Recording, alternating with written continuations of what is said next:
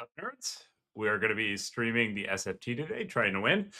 I was doing some casual streams, trying viewer builds, and it gave me a hunger for victory. So now we're gonna play Tomb Kings in the SFT and go as sweaty as humanly possible. I like Tomb Kings. They're very versatile, have the ability to win into almost anything. And they don't have a lot of like really strong counters. They're not the best faction in the game, but they're very good at allowing you to play a game as often as possible. So hopefully that'll give us an edge here. And looks like we're playing against Maximillionaire, great player. Maxi. Send him an invite. Oh, he sent me one. Okay. Oh, your game, NVM. We did the thing where we both sent game links. It's like when people get stuck at the four-way stop. I don't know where you guys are from, but in Seattle, this is like the classic Seattle move because our culture is like very deferential. So we'll just constantly have a bunch of people pull up to a four-way stop, and then everybody is like, "No, no, no, you go." You need someone to be like Manila, Philippines style driving and just haul ass right on through. Oh no. Maxi says, I decided to have a chill time testing zombie pirates, and I get thrown to you round one. Frowny face. I don't see this going well. No, Maxi, I don't see this going well either. Putrefying Carcass. So we got Crystal Lake. What is Altar of the Champion? Can you hover Altar of the Champion? I forget what map that is. Got some nice espresso beans. Waking up. We're dog sitting today, and my wife's helping out at a wedding that her mom's business is running. So I've got just nothing to do. We're playing Total War, doing some war games. All right, cool. Let's ban that one. He showed me Altar of the Champion. Looks like a bad map for the Tomb Kings. And play Crystal Lake. I like Crystal Lake here. The Coast has like pretty soft late game, I think. So that creates like an environment where you're pretty happy to play on a big map. And against Coast, I kind of like just going really shooty. Like maximum DACA, basically. Let's go. I want to try the Lightcaster more. Although in this matchup, I don't think they Coast really has anything good with Fizz Resist. So it might not actually achieve that much for us. Ooh, we could try the... I'm in like a trying things mood. Did they buff this? What happened in the patch notes? Total War patch notes 622. I do want the Nehakara lore because the passive is so strong. Let's see what happened. Spells. Oh, go down to spells. They can go Silostra, which is one sort of scary thing. Is this even the right? No, that's 6-2. Where's 622? Here's 622. Cool, there we go. Spells. They reduce the cost. Usarians is still fine to good. I've been getting reports that the Death Vortex is good, so I really kind of want to try it. But I think more than that, I want to have access to this lore. And maybe this is not a Kalita matchup. Although if they go Silostra, Kalita is just like the Lord's own truth because of her Venom Staff, just deleting Silostra. Well, not deleting, but Silostra's so pricey that consistent missile damage is really effective. So we don't mind that. Hey, how's it going, Aetherwolf? We're just figuring out our plan here against Max's Coast on Crystal Lake. They can do lots of cannons. That's a little scary. Maybe what we do is reserve a Lightcaster. And then we just won't summon this if it ends up not being relevant. Oh wait, no, they do have some. I don't think they'd bring them against us. What do they have with fizz resist? But they've got Morgul's. I don't think have any, but the Rar also doesn't. It has spell resist. Okay. Oh, but Silostra does have fizz resist. It actually depends on it extensively, and Syrenes do. So it's a pretty thin roster of fizz resist. They don't have that much. And their good stuff doesn't have it. So we're not taking this for that. But I think it's actually pretty reasonable to take a double caster here. And then if he doesn't bring a bunch of arty, I think we bring this guy out and we just spam Sockmets. And if he does, we bring this out and we poke his lord. Yeah, I like that. I like that plan. Okay, so we go a bunch of shooting. Take these guys just because they're busto. Take a few of these to hold the front line. I guess we could also go Tomb Guard here. They're weaker against the bombs, but the silver shields make them really sticky. Yeah, let's do that. Maybe we just go like mass Tomb Guard. And we need some plan if he has a Silostra, which I think Chosen of the Gods should do pretty well into. And I think their late game is pretty weak to Chariots, so we can bring one. Bring a bunch of Light Cav. Some Carrion for their bats. I think Carrion beat bats one-on-one pretty handily, so that'll be effective. I kind of like having 2 arty pieces. Yeah, that seems good. And then lots of Skirm Cav are pretty effective against them because we can draw them out late. And then maybe one less of those. I guess if he's rocking crabs, we don't mind having a little bit of anti-large cav. That's acceptable. And maybe we're being too cute with this double caster business.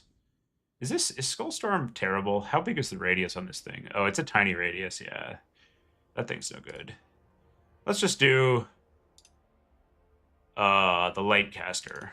Let's just try it. And I maybe waddle one of these guys out and do some ankle shanking in the event that they bring a Silostra. We cut that, and then I think we're cooking. Yeah, this looks like a build. Let's give it a try. Tell our opponent GLHF, exclamation point. Ready up. Let's see how it goes. This seems like a pretty reasonable tryhard build to me. So our game plan is to essentially overwhelm them with our superior stats. Oh, the High Elf DLC? Is there a High Elf DLC coming out? I don't actually follow the DLC news that closely, Aetherwolf. Or is this you're like, along with the other High Elf mains, you've been waiting for like 6 or 7 years since Warhammer 1 came out? So they just delayed all the DLCs, is my understanding. Like they were set to come out, the Norska and other ones were set to come out this summer, and now it's like TBD. Okay. So first we want to look at his unit count. He went pretty wide. And then we're going to try to cap these 2 points by pushing immediately. And then the fight will occur on the top 2 points, most likely. We need to be a little bit wary of their wind spells. They have some wind spells like Wind of Death that can really destroy us. So we want to get a spot on their caster pretty early if we can. And it's moderately likely that we end up having a heavier melee formation than them. So we're going to start like a little bit indexed into the woods. And what this is going to do for us is enable us to, in the event that they're like heavier on shooting, we can do like a fairly safe approach in the woods and then like wrap around and flank, which is appealing. We'll do, like a nice range checkerboard with our bows. We're spreading them out so that they can... Oh, actually, because we've got a front rank, we don't need to do that. I was spreading them out to counterfire guns better. But let's put them in square form so they turn better. And then if we see a bunch of mortars, we'll invert that. And we'll put them a little bit further back so they can't be bombed. and then just rely on our light cav and their innate tankiness to hold the back line. Cool. This looks like a setup. Let's make sure our opponent is good to go. Oh, the third faction is High Elves. Cool. I'm actually really excited for that. That'll be fun. Yeah, it's been a long time since the High Elves got content, I think. Okay, so he played to the back. He's got 2 mortars. So we're going to summon the light caster. Start waddling him over there to take on the mortars. What's this caster got? Looks like Wind of Death, nothing else. Okay. So with that in mind, we want to spread our formation out like really wide. Is that a cannon? Oh yeah, he does actually have a cannon. Okay, so we're going to try to just cheeky cap while we juke around. And we're going to waddle up, spread out our formation, and hopefully, you know, actually, with a foot caster that's this squishy, it's distinctly possible that we don't actually need to deal with the artillery, and we can just kill his lord. Like, if he lets us get in range, we're going to start casting on it for sure. These guys can go up there, and we're going to need to spread out a lot, I think. What's the range on the mortars? 380. Okay, so we have the same range, so we can get a our own arty out here, and we can play a spacing game where we shoot his front line. Let's see how well the Lore of Light does against foot characters. The shot can be a little hit miss. Shit. In that case, miss. How much damage did we get there? 92. That's acceptable. You want to get like 20 per wham if you can. So we're just like spreading out like crazy right now so that Wind of Death doesn't eat our lunch. And mortars don't eat our lunch. And I think time favors us because he didn't go for like a passive spam build. And our magic missiles are not doing work here. So I think what we need to do is audible into more of like a plan to snipe his arty.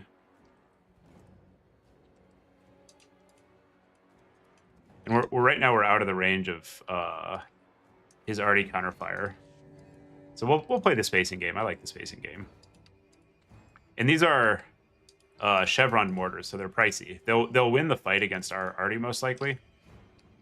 And so what we can do is push up and just take out some of the mortar pieces with our magic.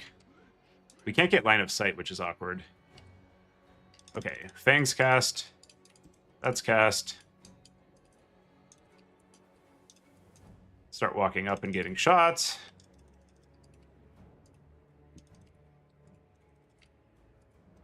Spread these out. Summon that.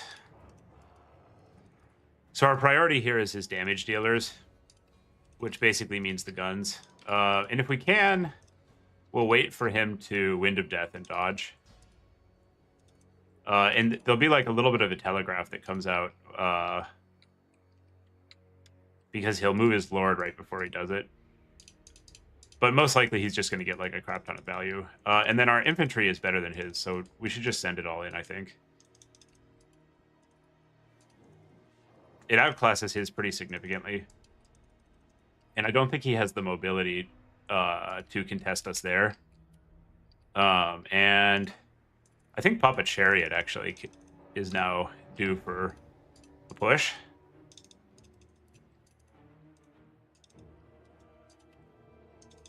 Oh, there's the Wind of Death. Oh my god. That's so dirty. That's so dirty. This will go accompany the front line. Hopefully this works. Just instantly deletes one of our things. And Carrion are pretty tanky, so we can yeet these guys into the back line. I'm not in love with this. Like, when Wind of Death comes off cooldown, he's going to just absolutely feast. But I don't know precisely how much we can do about it here. Fly the Carrion over all the way to the back.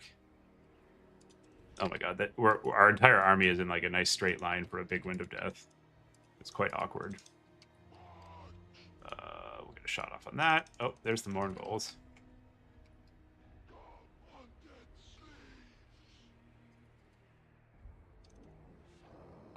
Let's compromise his shooting with our summon. Oh my god, there's the Wind of Death. That's like the MLG Wind of Death. It's kind of awkward because with Tomb King, sometimes you like see those tactics coming, but your guys are like so damn slow that you just sort of have to eat it. And it's like, well, that's how it is. But whatever. I think we should be able to win the front line handily enough here. Although, man, he's actually crushing us here. That's pretty funny. Maybe we just lose. In hindsight, I think when we saw the Wind of Death, we needed to take like a different approach to the attack. Okay, we need to keep our shooting online if we can. Because otherwise he'll be able to grind us out with these. The one nice thing we have going in our favor here is that the if we're able to trade off for the bulk of the shooting, the Tomb King's late game is like considerably better. So as long as he doesn't have like a crazy amount of his stuff up, he's got to contend with our like way superior cav, because he'll be summoning like pistols and stuff, like pretty weak units, and we'll be summoning probably the best light cav in the game. So it's not over, you know, we're behind, but I don't hear a bell. There's a lot of fight left here. The biggest problem for us will be these Depth Guard, no doubt. Depth Guard are beasts. Let's try to get these out.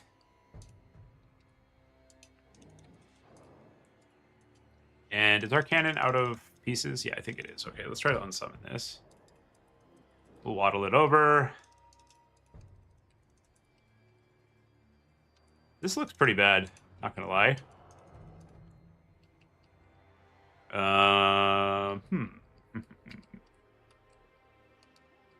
I want more light cav, but it's all dead. So I think we wait for the heavy cav.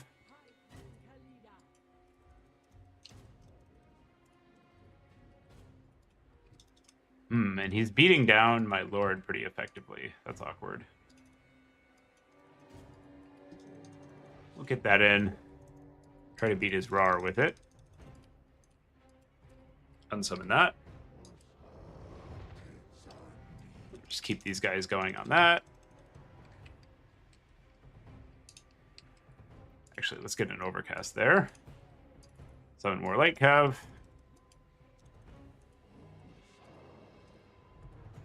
If we can get a good engage on the Morgulls, I think we can probably overwhelm the rest of his stuff. We're like very far behind, but it's hard to overstate how weak the late game of Coast is.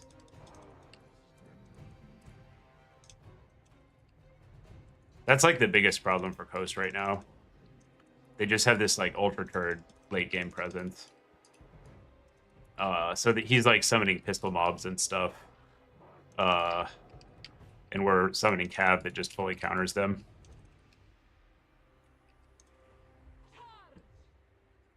Okay, so we take that out. We do need to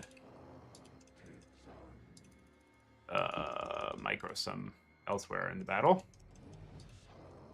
And we badly need to keep these away from those. Keep the halberds away from the nice spears.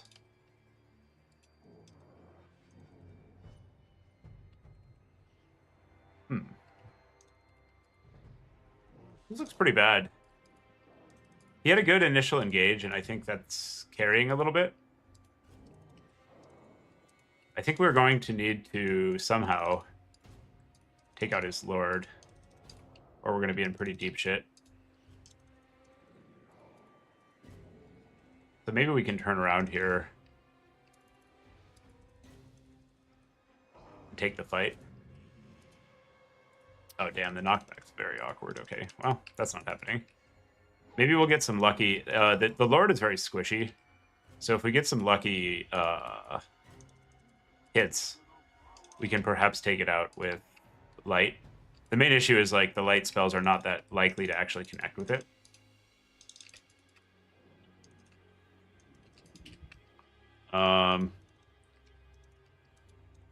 Yeah, let's go to that plan. It's not a great plan, but it's a plan.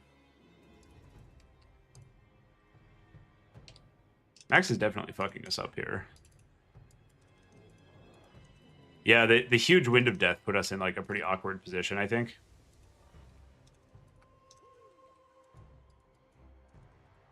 And now we're far enough in the hole that it's kind of like kill the Lord or bust. I'm surprised how well the pistols and dogs are actually doing against our cab summons. Usually, I would expect this unit not to perform there. But he's actually having a relatively easy time taking out our light cap with those. Which is not what I was expecting. I wonder, I'll have to go back and look at the replay and see what happened there. It seems like maybe we missed some interaction.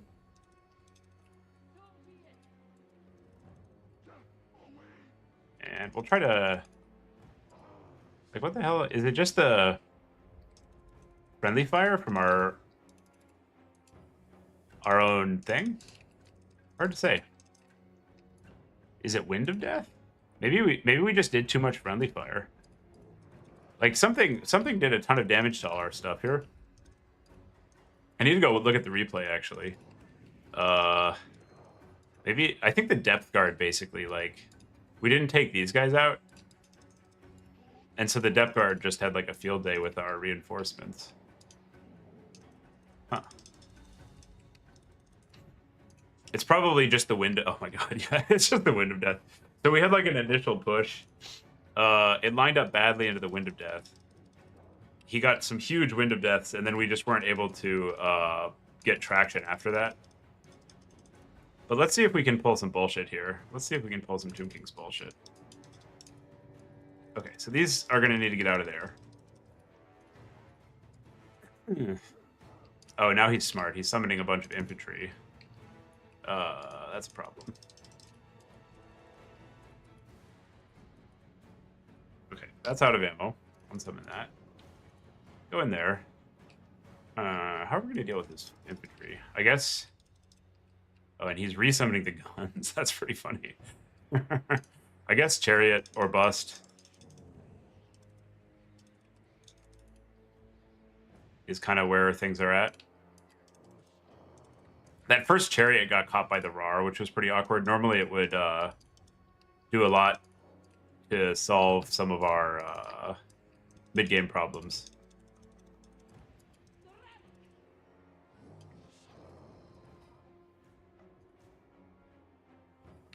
Yeah, this looks pretty bad. I think he's got us. Which is not what I was expecting. But, you know, you can't win them all. I'll definitely have to rethink my approach to this matchup a little bit. Where I don't think the heavy infantry spam is really getting it done. Okay, so we got 1 point. I mean, you know, we'll fight for it. But I just don't think that there's enough time and enough material left on our side for us to really, like, pull this one out. The only way we can really get him here is, like, if we can take mid soon and then trick him into sending all his stuff mid and then take top and hold it long enough to win.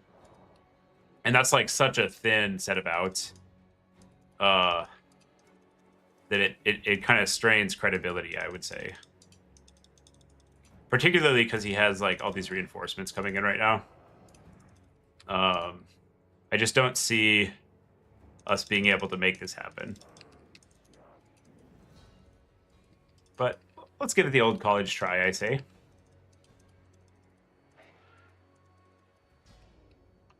So, like, we're stuck in on halberds in mid without a lot of counterplay.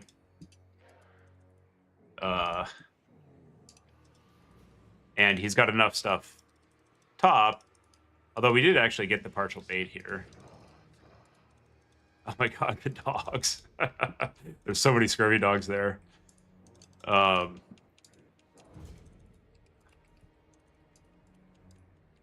So we're like doing part of the prophecy, but you know, this is pulling at straws over here. I think like the initial engage just being a disaster is kind of where he got in with this. And then so really it was like the wind of we positioned extremely poorly against Wind of Death, and then we were like stuck in even though we knew about the spell. So there was nothing we could do at that point. Which is good to know. I'll have to go back and watch that one. But I think that's essentially it. Like, we need to play around the Wind of Death a little bit better. And then have a better initial engage, and then that gives us like a fulcrum with a bit more resources. I think also the Kalito was pretty bad. Let's save that replay. That's a good one to review. 0712, TKVP, Maxi 1.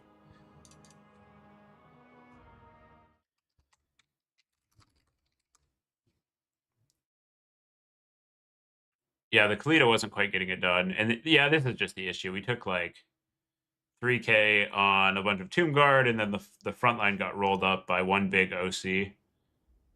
And then we were never able to come back after that. So that's good to know. So yeah, we definitely made a mistake by going this elite on our infantry, and then also the wrong positioning on the ingress.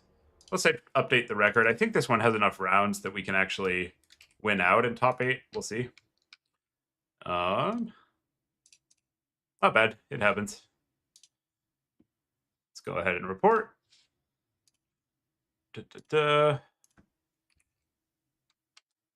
I'm so used to winning. I'm like, oh, well, we won that one. Nope. This is why we practice. Coast. Vampire. Coast. Tomb Kings. Vampire. GG. Yeah, I definitely have to take a look at the build and adjust it. Well, one thing that actually kind of surprised me, I felt like the dogs did pretty well into our light cab there, which I was really not expecting. Because they should take charge hits. So we'll see. And also, how many rounds are we doing? So there's 1, 2, 3, 4, 5, 6, 7, 8, 9, 10, 11, 12, 13, 14, 15, 16 players. And it looks like maybe 5 rounds. Only if there are more than 16 people. Interesting. Okay. 1, 2, 3, 4, 5, 6, 7, 8. So there's 15. So we might actually be cooked. How does this work? Swiss triangle. Swiss triangle. Top cut calculator. 15 players. 4 rounds. Top cut 4. Because we're probably going to be the bottom tiebreak. That's not a given, but because Max might do well. But we might be cooked on breakers because of the round 1 loss. We will see. But now we're gonna ride the bubble, so we gotta like do well for the rest of the event, which is always kind of motivating. I'm still gonna try hard. Like, we're practicing for future tournaments, so we want to give it our best attempt. And let's look at this replay. Okay, so before the wind, we're doing fine. In fact, this is actually a pretty good engage for us. Like, we're crumpling up a lot of his ranged backline. Our shooting pieces are in good position. He's getting a little more... The depth guard are actually doing well. So this is one place where things went wrong. I didn't see the stock Night Terrors. And those immediately shut down our chariot that otherwise would have ran wild. So I think what we need to do is micro the chariot a little bit more actively on the next dive. And look out for the mass and avoid it. Oh, yeah. So the Night Terrors just immediately get the kill with some range support of the chariot. So it was basically just that and the wind. And I think this thing is already... Yeah, it's already got like 1,500. So just that kind of beat the brakes off of our dive. And it was nothing else. Like, I think we're actually doing fine here on these cavalry trades. Like, these guys ran into the dogs, and they fought 2 dogs, and they did fine. Yeah. So it was, he got 1,000 on a good chariot stop. I wasn't thinking about the stock night terrors. So maybe what we do is we send in some carrion in front of the chariots next time, and that allows us to see them. And then we can pick a chariot route that goes around them. I think that alternately, you know, they're faster than the night terrors, so we can just like run in when we see the night terrors back up. And then we need to take a front line that is less susceptible just getting winded into oblivion. Like probably just like some sword chaff skellies, so they're cheaper. And then we can go more shooting. Or we can, the other thing we can do is we can go more in on like the light plan, and we can try to take out the carronades and then just walk up and shoot him with Boshopti. That's another option. Both pretty good, but I think primarily being cognizant of Wind of Death, and because like we knew about it, but we were already stuck in melee, so we couldn't really like prevent it. I think we need to just pick our initial approach and our initial comp to be like much less vulnerable to it, and then we should be cooking. Okay, I feel fine about that. 1, 2, 3, 4, 5, 6, 7, 8. Yeah, so we'll try to play out. I think because Max is likely to go like 3-1 or 4-0, we might not actually be dead on tie breaks. We'll see how that goes. But it certainly doesn't help to get the round 1 loss. No big deal. Such things happen. And we should, I think Boss will get the next round going in a second here. I can ping him. Okay, there we go. So we're playing against Count Games. Let's jump right in. One thing that's interesting, so the Tomb King's monsters got nerfed last patch. Count Games.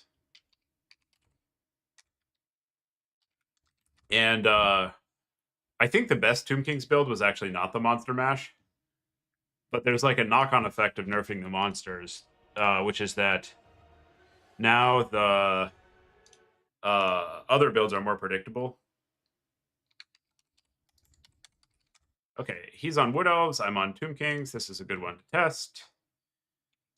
So the Light Lord just got the big buff, where now it gives you like a global magic damage. And I think that's really good against Wood Elves, because they like a lot of their best units all have Fizz resist as like a key component of their tankiness. And we can just take all of that away. Let's see, Rapturous Expanse. Which one is that? Okay, that's not a bad shooting map, or not a bad melee map. All ban Northskin Rise. Just because I've played that map a bunch. So against Wood Elves, Tomb Kings, DK. I think we go for like just a really push heavy build. We'll try the Tomb Guard again, even though they betrayed us last time. So we're just taking like a fuck ton of Silver Shields, some backup catapults to pressure. And I want to try, I think Usarians is pretty good here, but I want to try Lore of Light, just because I want to like mess with the new abilities. So I wonder if this might actually be a better Lord for us than Kalita, because we can get like very cheap terror, and it has yeah, let's try it. That's a little bit on the pricey side. How tanky is Kalita? I want to give it a shot. Is this good? What does this do? It reduces armor and missile block chance for 22 seconds. It doesn't seem that good. This Lord's a little on the anemic side, I think. For 900, he just doesn't quite have the stats. He's kind of beefy on his chariot, though. That's interesting. Yeah, let's try that. How much does Kalita cost on a chariot? Oh, so she doesn't have a shield. 35, 26, 400. Oh, 61.95, though. That's somewhat tanky. What about the Chariot of the Gods? Too expensive, but very, very jacked. That's a cool chariot. And I don't think Kotep gets a shield on his chariot. They buffed the chariots, actually. So the most efficient kit is probably Chariot Kotep for this matchup. But if we want to try Lure of Light, we need to go. Oh, that's cool. Less than 50%. Okay, so not so good. Yeah, let's try it. We'll go Chariot, Tomb Strike, My Will Be Done. It may be terrible, but it's worth a shot.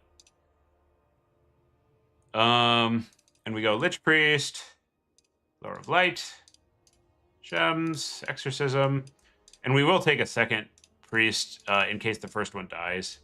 And he'll just have only Usarians, nothing else, and he'll waddle out and cast it. Go down a Tomb Guard. Let's play on Dunes of Cain, he says. Dunes of Cain. Okay.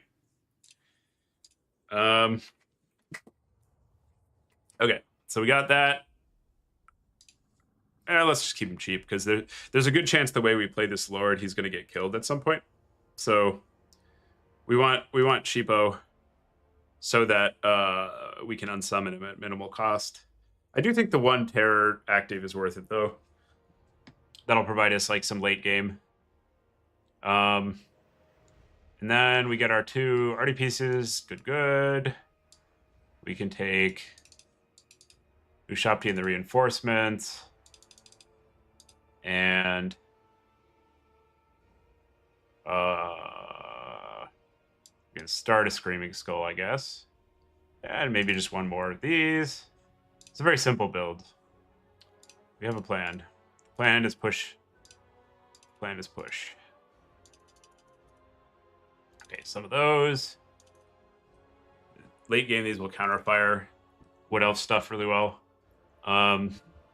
If he goes like Christmas Cab or something, I guess we summon the well, the Lightcaster actually will wreck those. That's interesting. Okay, so I want at least 1 chariot, probably just the 1. And then some of these, because these hold up pretty well against their cav. And let's not go too heavy on shooting, because this is a melee build. Well, I want to try the chariots. Let's take 2 of them. And then this works out perfectly. Cool. Yeah, let's give it a shot. Push. I like this kind of build. Definitely can work pretty well. Many shields. I got to think about the Pirates matchup. Try that again. I think just the adjustments we made, like making the front line less susceptible to Wind of Death, are probably enough to make the melee push work. Their shooting is just like not very live. They could go mass bombers. We could also probably do more of like a melee dive. Like we don't take the archers, and we do take a bunch of melee units in cav, and we just like get in there. I think that probably works too. If we were doing that kind of thing, we would need some kind of plan for like their heavy units. But I think we could like compromise their arty with, yeah, we could compromise their arty, and then get in with Boshapti for their heavies. That seems like what we want to do. Okay, so we just got a big ass wall of idiots. We got an arty piece. And we would like to build up a little bit if we can. We'll see what he does. We have to be careful to not like get our lord netted and sniped. And when you're doing these kinds of like armor pushes, interesting. So he's got multiple blade captains. So that means he doesn't have the damage output to Hornavisha.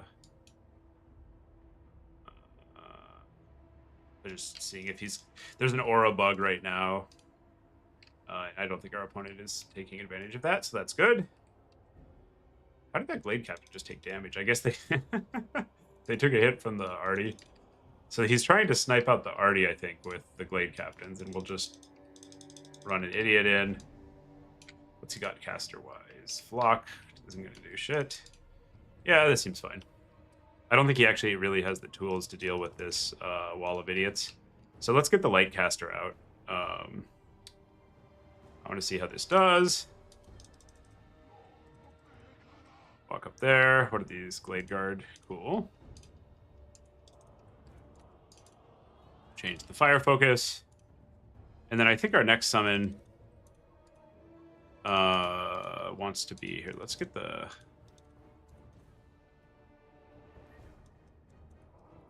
Get the matchups right if we can.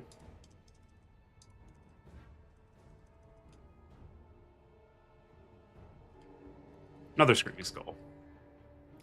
Screaming Skulls are messed up. As soon as we get above this hill, is this on a horse? No. We'll start shooting.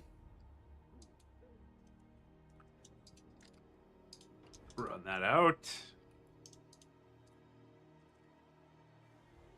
And I think we can actually take the Wild Riders with a couple light cav. I guess we'll find out. Try to get a terror out. Engage there.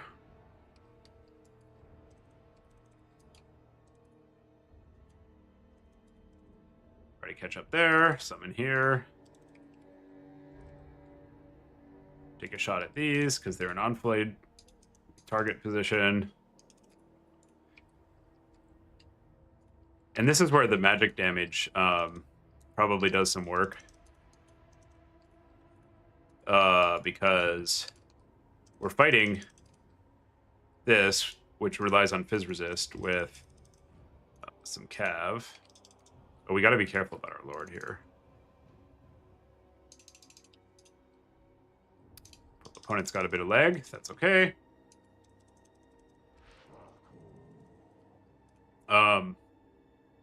So we summon our army ability there with the intent of body blocking. And then we can just point, we can try to point blank a little bit with these. Send our Lord back to assist.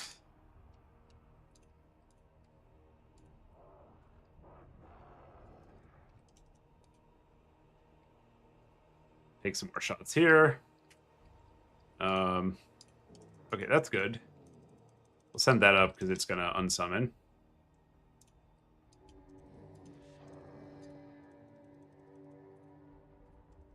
And we can't get through on this front line right now.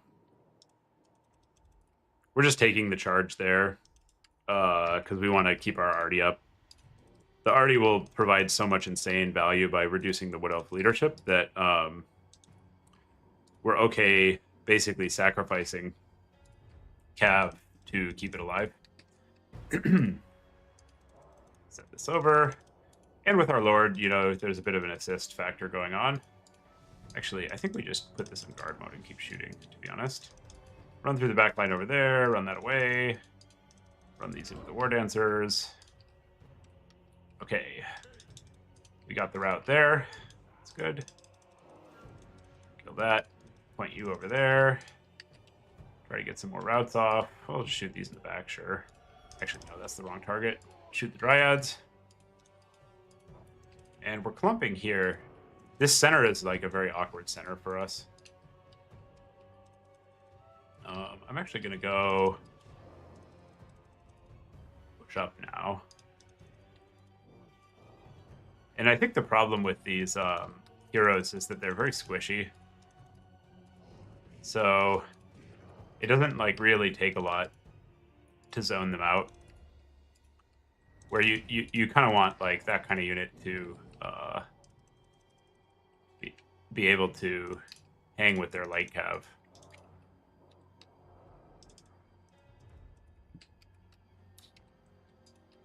Shoot over there. The fact that we haven't compromised his shooting is certainly awkward. Try to get some routes here. The Bochopti should deal with this just fine. But I think it doesn't actually matter just because he doesn't have the raw efficiency to deal with this wall of bodies. And I think the Lure of Light passive is actually doing some significant work for us here. And now we want to, in the mid game, you often want to summon some spears. Because you know that the fight is just going to be like cav for days. And so if you can just like kind of waddle one spear out at some point, sometime in the mid game, you can often expect really high returns from that. And this is where we like skirm cav.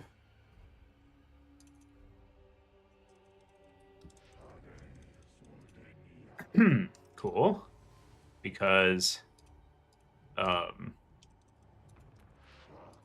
we can use it to poke down his cav.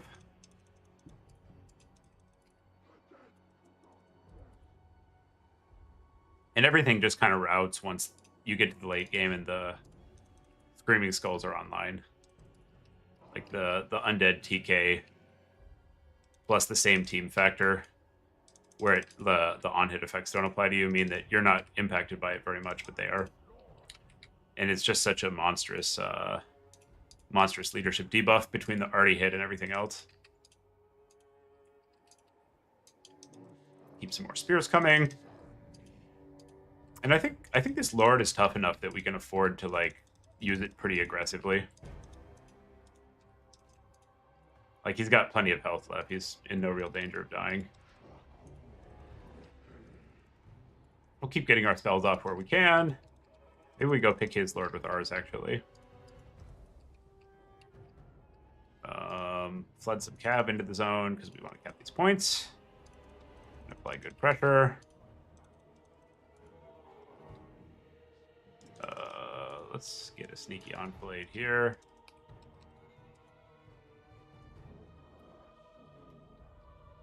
And then we'll go in to try to get his Lord. Hi, dog. We have some nice dog invaders. Love to see dog invader. And now it's probably time for our chariot, if we can get it out. It's got some elite stat, but light health units like war dancers for us to contend with. And against those, you really will expect the chariot to do work. This all looks pretty good. Better than last time against Max. Max really gave us the business. That was nicely played by him. He's picking off the caster. That's fine. We've already used a good chunk of our WOM. It's done its job. We'll try to get it out of there, but it doesn't really matter to lose a low health caster. And that's all she wrote. Very nice. So that's a little more like what we were expecting. I think the light caster was probably decent there. Let's count how many units they ran that had Fizz Resist. I think it was a very high number.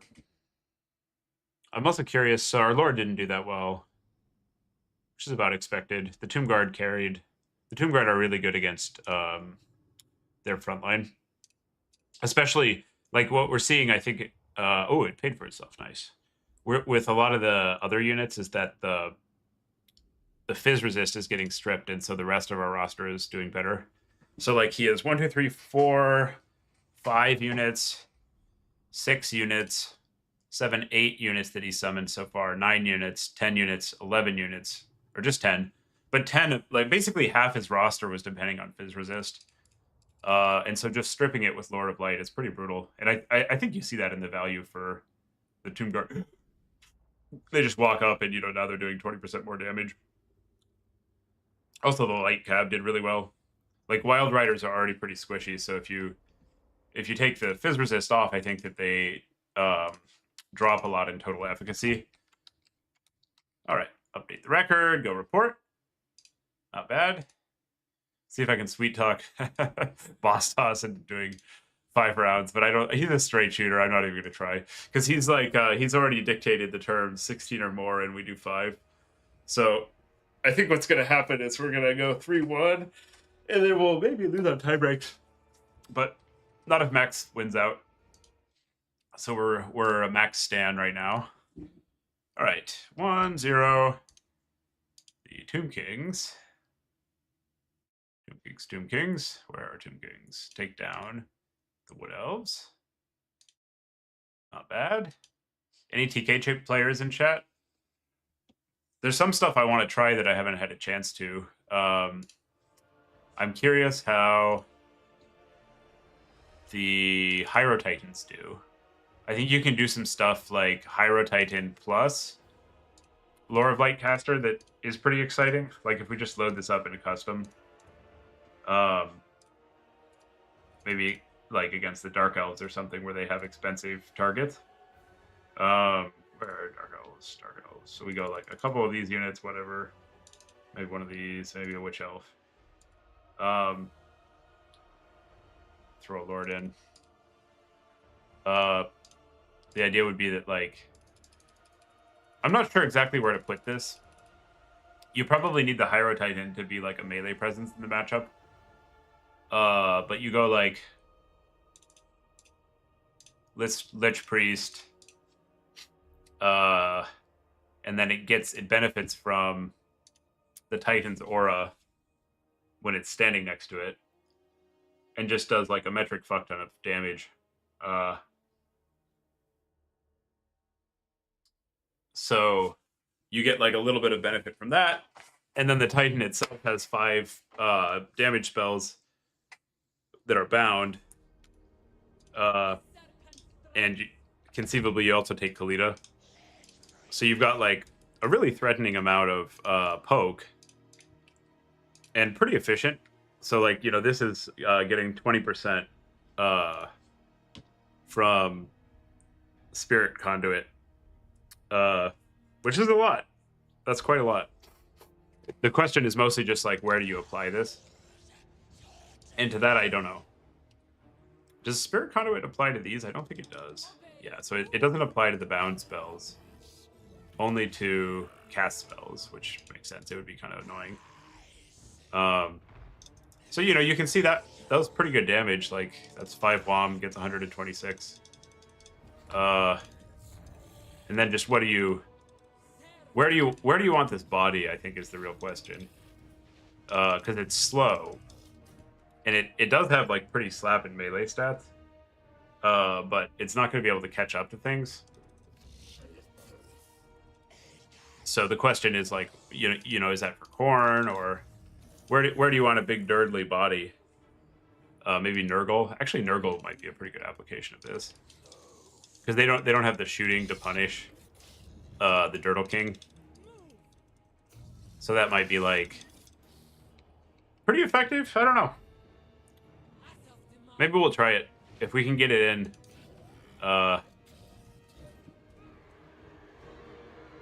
Oh, you like on Raksha? You don't like the big boy, or you don't like Cathay?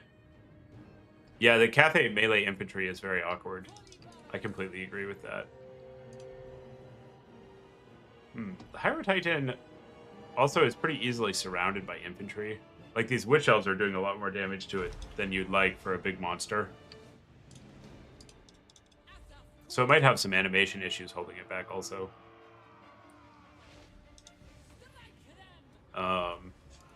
But I am very drawn to that damage output from the spell buffs. It could also work pretty well with Usarians, probably. Like, look at that. He's only cast like twice, and he's got maybe 3 times, but he's getting really good value. So, you know, I think probably because it's got undercast Spirit Leeches, you need them to have a target that you want to Spirit Leech. So it's got to be like a melee faction, and they've got to have something pricey. Maybe Walk. Use it to like contain Archie. That's kind of reasonable. You could probably also just walk up to you could probably walk up to their Hell Cannon and just cast the bound Burning Gaze on it. That's kind of fun. Yeah, I can see it against Walk, actually. And then I guess we want the Light Caster on a horse to extend the effective cast range, because you can do the damage is determined by mastery at time of impact, so you can like cast it and then run back into the range of the Spirit Conduit while it's in the air. Uh, Skaven best. Yes. Yeah, I agree. Skaven are so much fun. I had a fun replay in a Chinese tournament yesterday against my teammate Sipa. I'm 2-0 against him. We might work in the rest of that match if we get a second. I can pull this replay. Oh, thanks. Count Games was telling me in DMs he likes the vids. Yeah, definitely keep watching, man. Attack speed. So this was the game with Skaven. And we played Gorich, who's been buffed a lot. Gorich is pretty exciting. I've been having a lot of fun with that unit. Where did our... We had to do like the Chinese titling. So we went for like an ultra melee stat build where we rely on Skaven Slave Slingers being probably the most efficient shooting unit in the game. They're actually kind of insane. I love Slingers. They don't see that much play in land battles because they take up a roster slot. Like you kind of want to max 20 with Skaven in most matchups. But if you go kind of elite, it works out. So we took this like kind of off meta melee stat push that you see more in domination into Sipa's Corn Rush, and he's like really heavy on these rush elements. And Sipa's good. Sipa's like a top 3 land battle player. He's phenomenal, and we're 2-0 up against him in the series right now. And then we've got this Eshin Sorcerer to slow.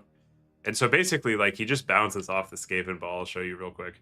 And Gorich plays a key role here where, like, the War Shrines are not able to really stick in because he can, like, hunt them down like this. But, yeah, he just dies, and, like, we're more corny than corn. Oh, you found us through tour, and that's awesome. Yeah, it was pretty funny. I'm trying to get this channel going because, like, I actually kind of enjoy it. It's fun to show people what you've been brewing, and it's fun to, like, talk to chat. And so I'd been, like, posting videos for maybe a month or something. And then Turin sent his viewers over, and I got more views in that time window than I had in the previous month. In just, like, 2 hours of, like, oh, here's Turin's stream. But it was cool to see people hanging out. Like, a lot of folks stuck around for that one. I love Turin. He's a great guy. He does a lot for the community. Very friendly, positive presence. Big fan. I'm playing this game because I was watching Torrent's stream back in Warhammer 2. It's funny. He tried to get me not to do the name rebrand because he's like, well, everybody knows what TTW is, but nobody knows Own Goal. But I wanted to use the username because it fit. And I'm also trying to be like marginally harder to dox. So I just switched, and I figure people will figure it out eventually. Yeah. I went by Tim the Wilder for a long time. That was the one that was like usually on his streams. But we'll see. So anyways, yeah, that was we beat Sipa with the rats. If we get some time between, we might finish up our best of 5. I actually want, this is like a Chinese international tournament. I actually want Sipa to win because he's better than I am. And I mostly have been playing Dom. So I want RTK to win the event. And Sipa will like actually prepare. But he sucked in our games, which is like, he was trying. He was very much trying. But if he reverse sweeps me now, because it's a best of 5, he can actually still win the series. Okay, we got one more in the pipe. I'm gonna grab some coffee and use the restroom for 2 minutes. I'll see you all momentarily, and then we'll be on to round 3. See if we can win out.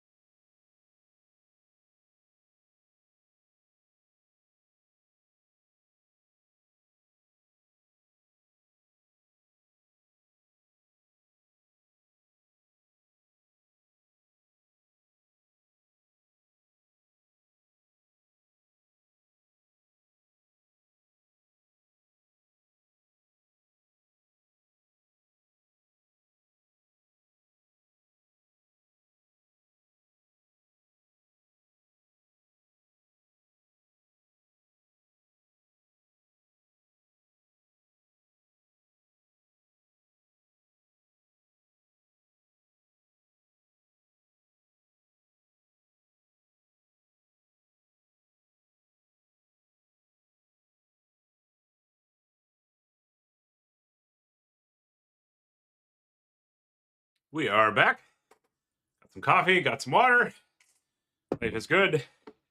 I've got a Breville. I love that machine.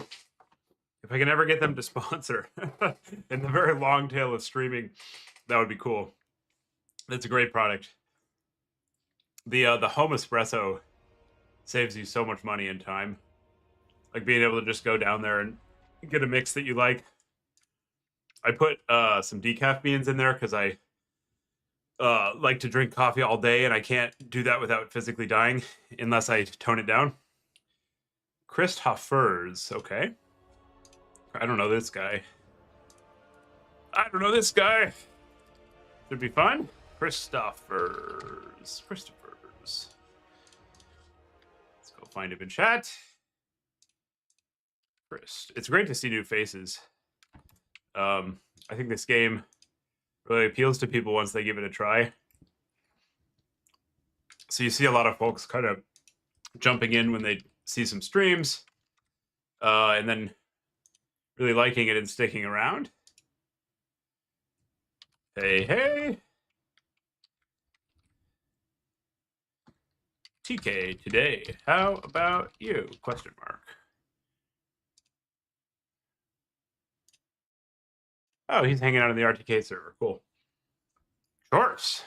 We got some Chorfs. I forget how I'm supposed to beat Chorfs with Tomb Kings. Let's see. We'll figure something out. Tomb Kings. What got buffed? The Cetra Chariot is better. That's kind of fun. All the hero chariots. The Necrotect is probably the most notable of those. We can't run Hex Raids. The Tomb Prince buff. Oh, just on the chariot, nothing else. Necrosphinx got nerfed. Our Skelly Chariots got actually quite a bit better. That's an appreciable buff to their missile damage. Ooh, Casket of Souls got more accurate. Ooh. That's interesting. All right. What maps do we have, chat? We have Blazing Ramparts, Bray Valley, Bordello. And it's my ban. I think I'm going to try to outshoot him. So I think Blazing Ramparts is actually... This map... I like these new maps, actually. This one, this seems fine. Bray Valley. Let's ban Bordello. Ban Bordello. Aesthetically, they look pretty good. And also, I think that they have a good balance of play styles. So that's cool. It's nice to see the new stuff. I wonder if this is the matchup where we can bring the Hyro Titan, because they tend to have things that these abilities would be good into. Probably not though. It's a little deep. We need to beat their shooting suite, I think, as our primary concern. And I do want to keep trying Lightcaster out. Chars have a little bit of fizz resist, like not a lot.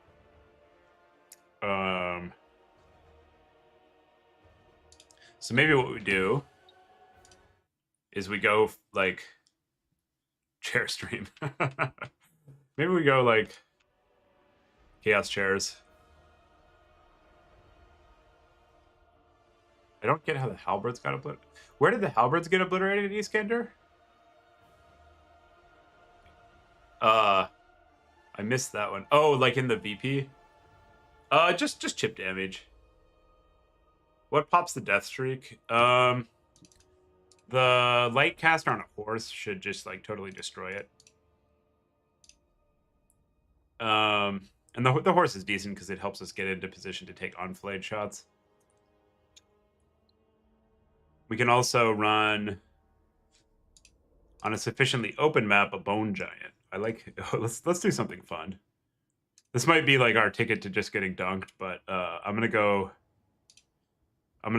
This just got buffed. Blessing of Asaf. So now it applies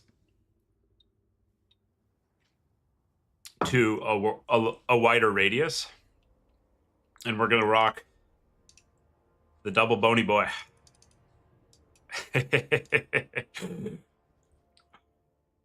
This might be our ticket to just getting like fully punished for having fun, but I want to try it.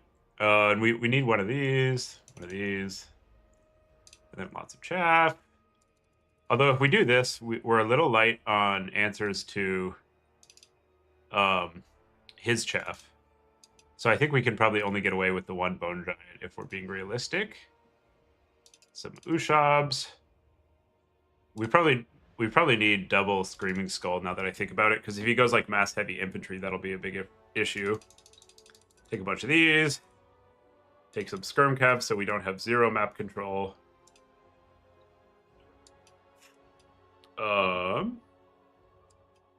And maybe we just start the one. We go for a few more skirms. We start this. Yeah, I like this plan. This seems reasonable. The Bone Boy is a Pterosaurus. We get some counter dive if he goes like big on the SE plan. One missile chariot. No, we already have the one missile chariot. What else do we need here? So what are we doing if he goes like armor wall and pushes?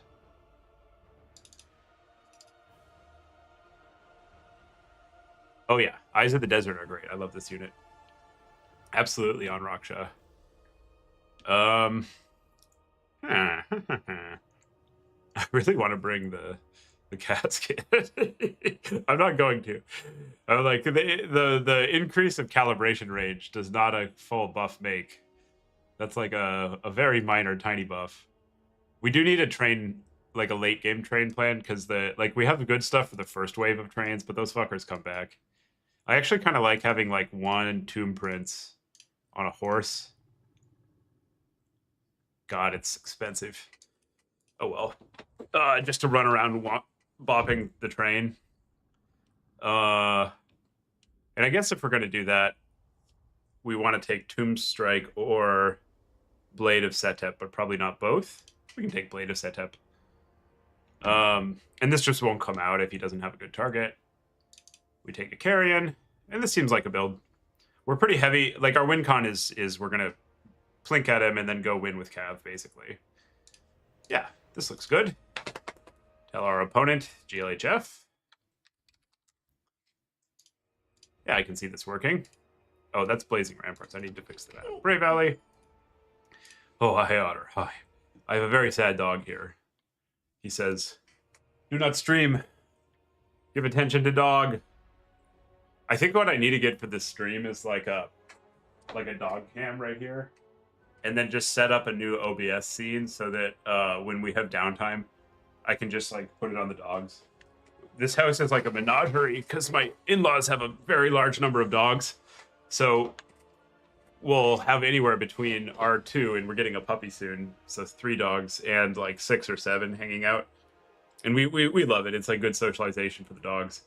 But I've got 2 St. Bernards downstairs right now. And they are big idiots. Very friendly big idiots. They bark a lot. And they like to wrestle for like multiple hours. So if you hear like gaw, gaw, gaw, it's just like very throaty, deep, visceral, like somebody is dying or something. That's what's... Oh, this is not the map I thought it was. Whoops, whoops, whoops. Shit. I thought this was the new one that was totally open.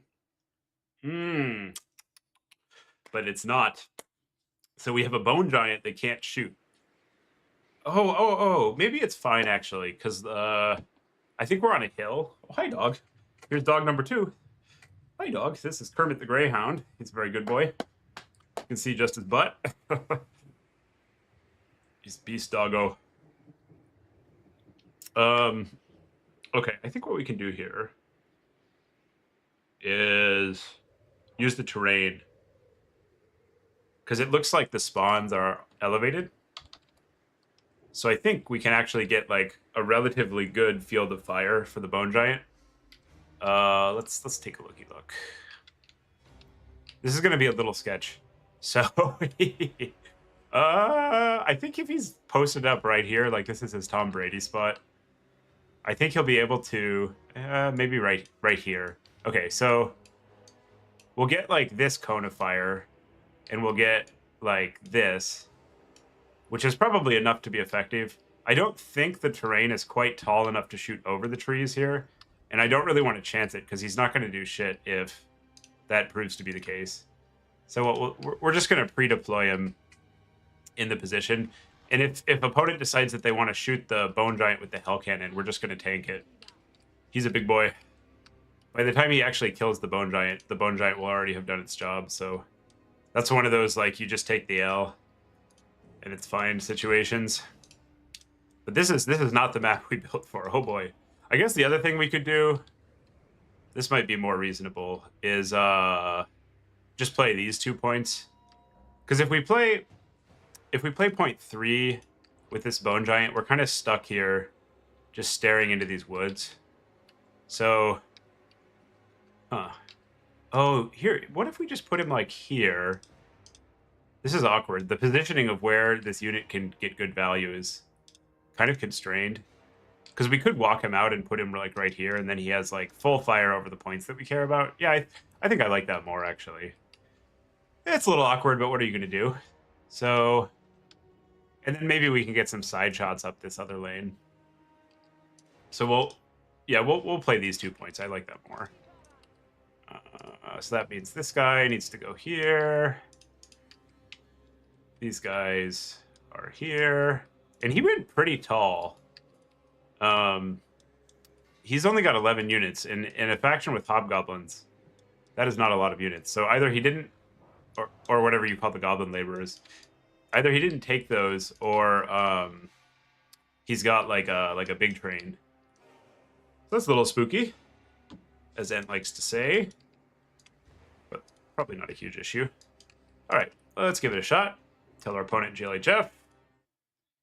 GLHF. Let's see what happens. How big is this aura? Not big enough to get both. Okay. Okay, so he's got Death Streak. And I think we can walk up and just take pot shots at the Death Streak. And our skirms are better than his skirms, so we can take this trade. And we're going to summon our caster first thing to go apply pressure to Death Streak. It has kind of a janky hitbox, which is awkward, but man, what are you going to do, you know? Is he shooting Kalita or the Bone Giant?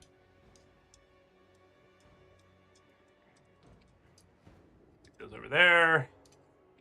Get this guy out. Run him up.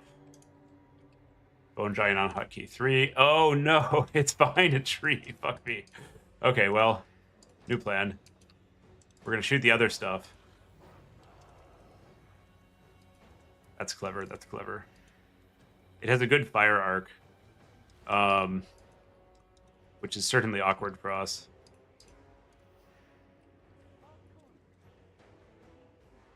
What can you do?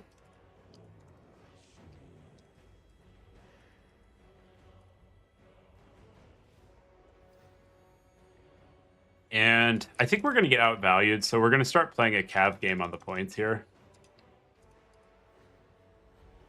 Yeah, so we don't actually have any ability to answer L train. That's smart, that's smart. I like what our opponent did there.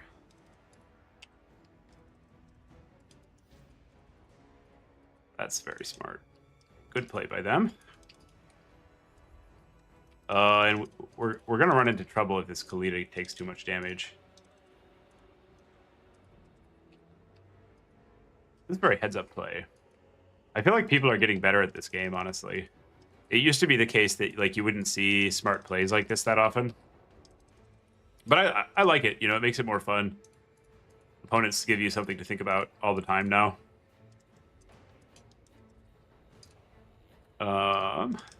Fortunately, trains are not great against our nonsense. And I kind of want an Eyes of the Desert here. He's trying to pick off Kalita, which is awkward. Actually, he just doesn't have a lot for a chariot. Let's get this bad boy going. Yeah, fuck the train up. Fuck it up. Murder. Good, good. We'll run these back in. Bone Daddy's doing some work. Kalita can go get over there, help the blob fight. Get some leadership debuffs going.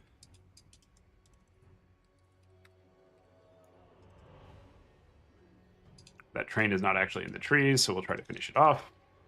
And the Eyes of the Desert are like a little low on ammo. So I'm just gonna allow them to get shot so that I get an ammo advantage. And what's the kit on his Lord? He's got Burning Head. Okay. Good to know. There isn't really great targets for Bone Dad over here. It's a little bit awkward. Oh, his Lord is on mine. Get that out of there.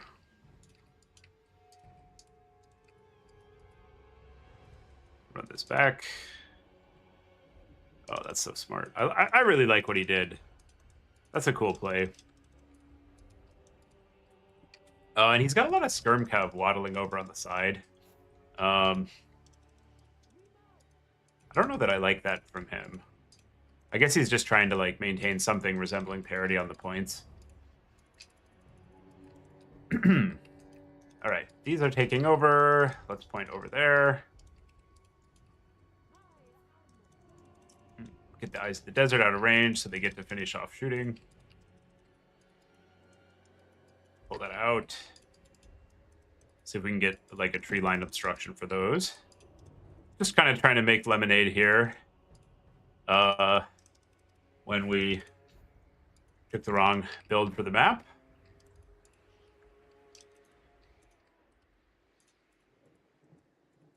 It is kind of funny. Oops, these... Whoa, what is doing all that damage? I guess it's the Chorf Warriors are somehow killing the Chariot. Whoops. Huh, interesting. And I do want to get... I do want to get the Eyes of the Desert out if we get the opportunity. Okay, so that's dead. We can focus on these. Get some nice damage here. Chase these off because he has no cav because Chorfs. Get some nice shots there, and he'll kill the Eyes of the Desert, it looks like. That's acceptable. Get the Chariot over onto the Warriors. Get these out so they don't get stuck in melee. Get these out.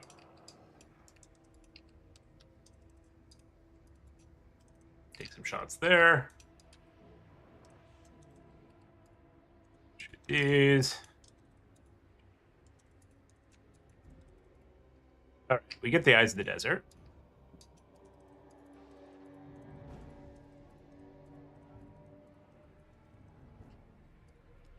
Keep taking shots on the Lord. That's getting sight obstructed, which is no good.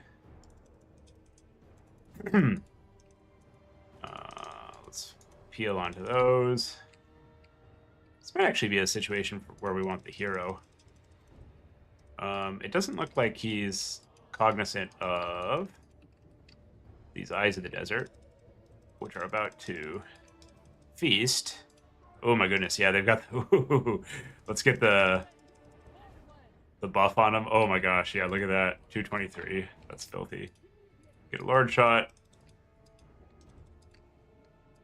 You love to see it.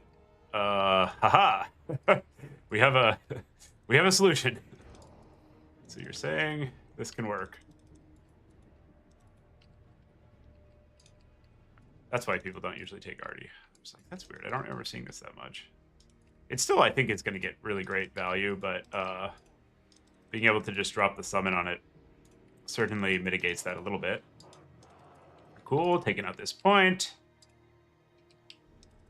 I think the game has been contested enough that we can actually probably summon the bow shops again. And we're going to, rather than unsummon the giant, because we want a Terror Source, we're going to just waddle him into melee. And he's just going to be a big ugly body for a while. Good, route those. You fight that, get rear charge, so those run away, resummon these, shoot the train. Choo-choo. Shoot the train, and that's the game. Cool. That worked. The Bone Giant was actually not bad there. Even though, like, it was there to get the rocket artillery, and then it just got sightline obstructed. It ended up finding some pretty good targets, like the Train and the Lord, and paid for itself, / still had plenty of health left to go waddle and cause terror. The Chariot was bad. Chorfs have, like, a lot of good mass. The Lightcaster was kind of all right. I think a Vortex would have been better. Or something to counter skirms like Usarians. The Skellyhorse archers are versatile, so they give you like a map presence. They counterfire enemy skirms and lords, so that their stuff has constrained mobility, and they actually have like kind of decent melee stats. So they have 25 charge bonus in 2022. It's like not a primary function, but they're real thick for their price. Like 5k plus the Tomb King heals. So they're just kind of like an all-around effective unit. They can play a hybrid melee skirm role very well. And they give you map control. And then late game, yeah, you can resummon them and they help win points.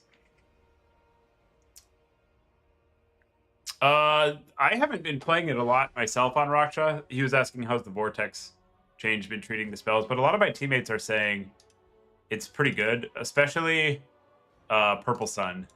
Apparently just like really hits now because it stays on center better. So that's something I would like to try out at some point here. I'm told Purple Sun is good now. Okay, Christopher 01. I think we're gonna... It'll be really interesting to see next round how our breakers work out. I think we might be hosed just due to how the draws worked out. Well, I mean, woe is us. How could we possibly have not a perfect record? Oh, yeah, we played bad against Max and we lost. So, yeah, I mean, like, the real cause is losing, but it would be nice. It would be nice if we could play a double LM. I think there were too few 2 people, though. So the way the tournament bracket is going to work out, we're going to win next round and then have worse tie breaks and end up in 5th, most likely. What do you think needs to be done to make elite infantry really work in Dom? They already kind of situationally do. I actually ran some of these guys, Korok's Man Rippers, in the most recent Turin World Champs. And it was they just buffed them. You just need to have them be kind of stat-roidy. Like, the extra capture weight helps a lot. And then there's, like, a lot of niche situations. Like, Walk can bring Corn Chosen into VC. Just because they hit so damn hard and they have magic damage that's like 70 weapon strength. These are like Minotaurs, almost. They're like half a Mino each, but there's 80 of them. Because they have Frenzy also. So, like, it is a very cool unit. But there's certainly a lot of 130 armor. There's a lot of situations where elite infantry works right now. Tzeentch Chosen work in a lot of situations. Just because they're, like, not that expensive and they're beefy as fuck. But yeah, it's not like... I think just like a 10% buff to some more elite infantry would make them completely playable. Swordmaster's got a buff. They hit pretty hard now. But I think they're probably still worse than the Rar Phoenix Guard on average. These guys also get Fizz Resist. And these are like not quite there. Yeah, me too. Did they buff Executioners again last patch? I think they might have.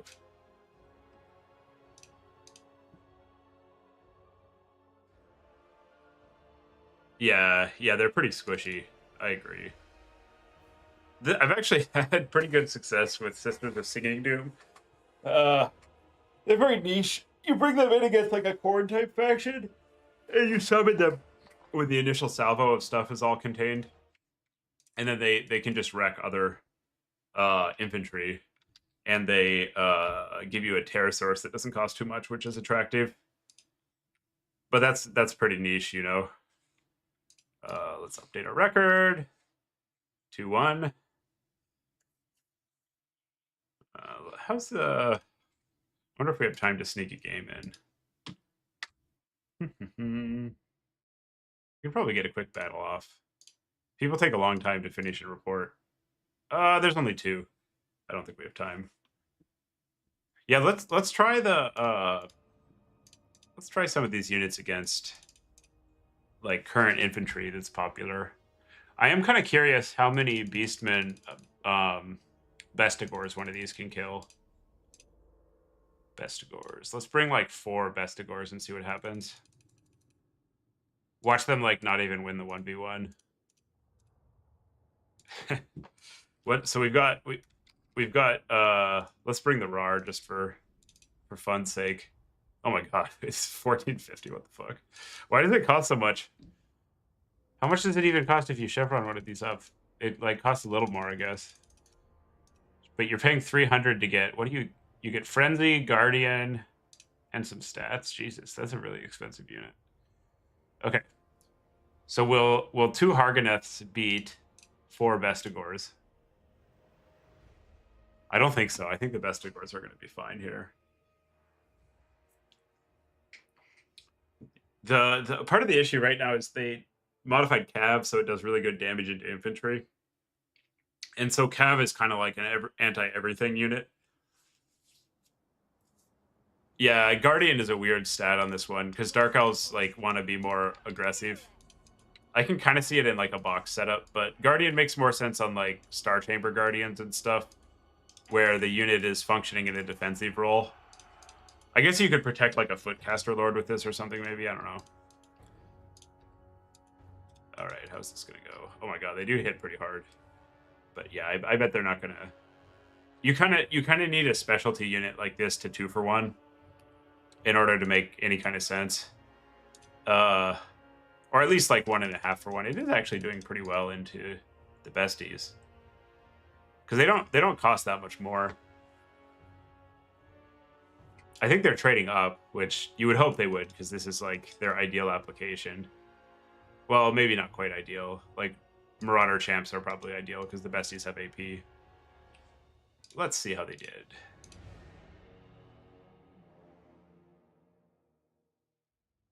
Not bad. But of course, what actually happens in the game is like they get face charged by Centaurs. Huh. I don't hate it. I don't hate it. I wonder how Hyro Titans do. Like, can one Hyro Titan beat 2 Bestigors? I really want to find a place for this Hyro Titan. They need to have a Lord that we can... A Lord that needs to go into melee that also doesn't want to be Spirit Leeched, which is pretty rare. This is like maybe Greenskins, like the Night Goblin boss. It seems pretty niche. All right, let's hit him with the spell. Nope. Pretty good damage on those. Try to get it on cooldown. And we go melee. The real question is like once they get surrounded and they get the MD reduction from the surround, are they able to do damage efficiently to infantry or not? And also, can they cast from... Oh, they can cast from melee. That's nice. Unit doesn't get knocked. But it's not really doing, like, the infantry crushing roll here, because I think the animations aren't quite good enough, and it doesn't, like, move around, so it's hard to hit. Yeah. Yeah, the Bestigors have a crazy charge. It's really impressive. Yeah, I think the Hyro Titan doesn't seem like it's quite getting it done here. I wonder how bad are the cats now? Are they still playable? They changed their turn speed. Let's try the cats. What does a cat do into some chaff? Where? There it is. Oh, they increased the price too. Interesting. So that was a pretty big set of nerfs actually.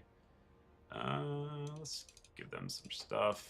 Make them a little more expensive. Throw in some of these. Sure. Send it.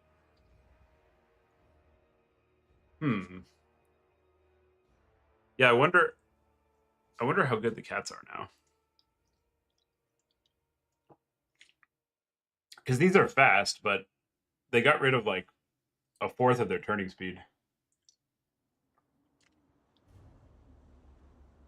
Yeah, they were actually okay before Huot, so I think they're pretty solid now. I think that unit's good. The Dark Elves have like one of the better cav suites available. It's definitely impressive. All right, let's see how these guys do. They handle okay. So if I want to like turn, oh yeah, you can really feel it. Before they were like pretty snappy. And there he kind of like, you know, there's a big slow circle involved in that turn. But the unit was like kind of overpowered before, so this is fine. And then if we just take hands off keyboard and see how stuff does, do they beat approximately a similar pile of beasties in melee? It looks like they do. So the cats are still like fine-ish, probably. This is like melee with a little bit of mass support. They're gonna trade down, but like not horrendously, most likely. And of course, in a game, you'd be like cycle charging and stuff. But I'm just trying to see like raw stats. If you kind of set it and forget it, are they still hacking it after the turn speed? I think the turn speed also doesn't affect all situations. Like, if they're not at a super wide angle to things, it's fine. Or if they're doing like a bombing run where they hit stuff that's already kind of lined up. It does seem like this guy performs a lot better in this situation. Oh, I need to get some more coffee. Okay, so they actually beat that pile of stuff that costs about the same. That's good to know. Not bad. Yeah, warlocks are crazy micro. They're micro, and then they like tax your decision-making ability too, because you have to be deciding like when and where am I going to use these abilities, when and where am I going to move the cav. It's very difficult to do that and like not make mistakes as a result. Okay, so we get to fight boss toss.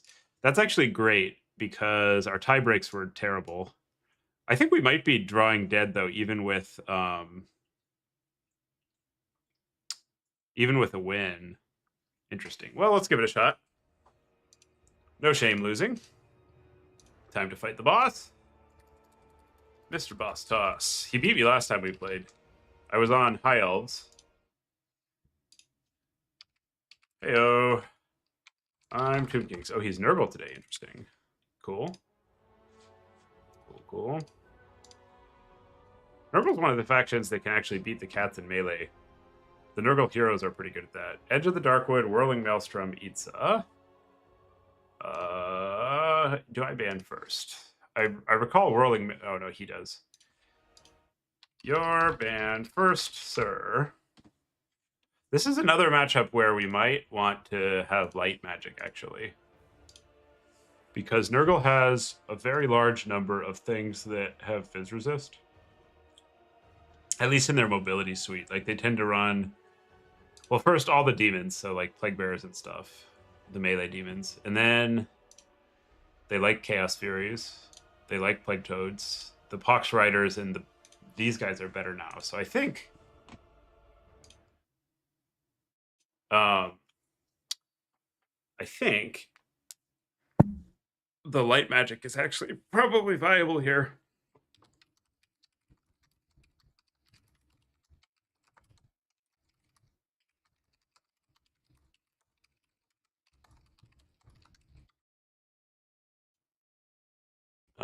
What are the tiebreak rules here?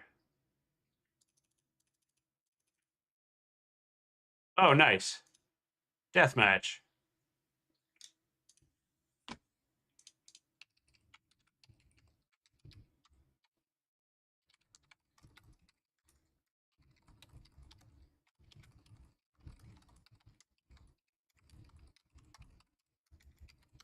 So we actually do get to play for our top 4. If we win this next one, we need to win here. Lost Toss OP. Yeah, we got to nerf him. Somebody go distract him. Send him messages and stuff. We might get a switcheroni. He's asking the guys who already played if they want to do a cutover. I'm kind of indifferent. Yeah, I don't hate the light passive against Nurgle. I think that their combination of units is actually pretty weak to magic attacks. I want to get Bilious Thundergruff to work. I already like Giants. And this guy just has like such crazy offensive stats. And he has the Corrosive Wind proccing once every 2 minutes. but he's just like the most shootable thing you can possibly imagine. Okay, I am playing Boss Toss. Cool, cool. Your map banned, sir. Edge of the Darkwood, Whirling Maelstrom, Itza. Let's see what we've got saved for the old Nergs, Tomb Kings, TK, NG, Dom. Well, that's not going to work. That's a very old build. That's a Cetra that is going to get killed. He bans Edge of the Darkwood. Let's ban Maelstrom.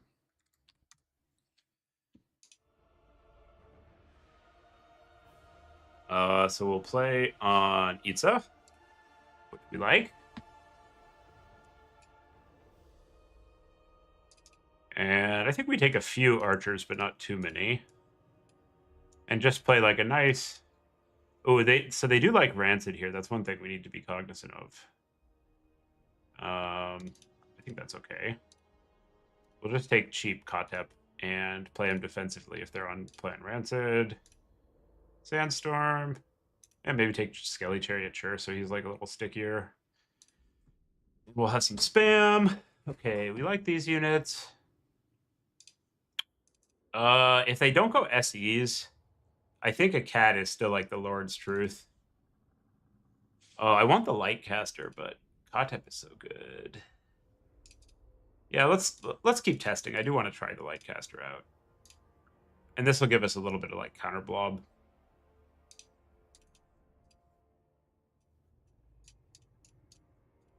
It's been an interesting experiment so far. This is a very expensive all-up kit. Yeah, I'm actually going to do Kotep. I want to win. We said this was a sweat stream. We're sweating. Sweat, sweat, sweat. I like the concept of the Lightcaster, but it doesn't quite slot in here, I think. Okay, so how much poke is too much poke?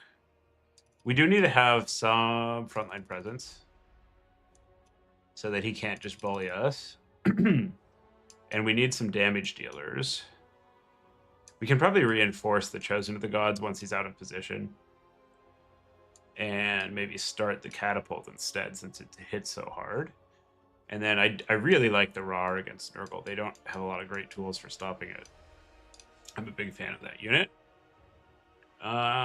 Do we actually need the Skelly Chariot? Probably not. Because we want...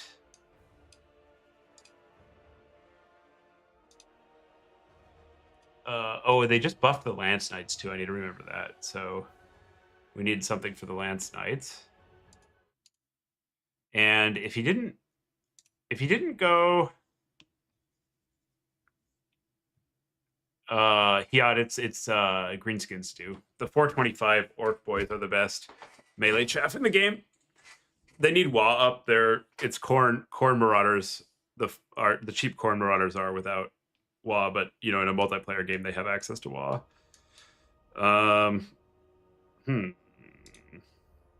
Just thinking about, do we want a cat? Probably not. So this build is pretty resilient to like an early dive. And this plan will get us more game pressure. Actually, I want to try the Lightcaster. If we lose, we lose. I came here to test stuff. We're going to test stuff.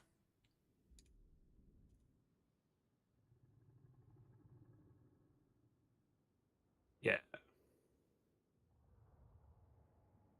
Huh.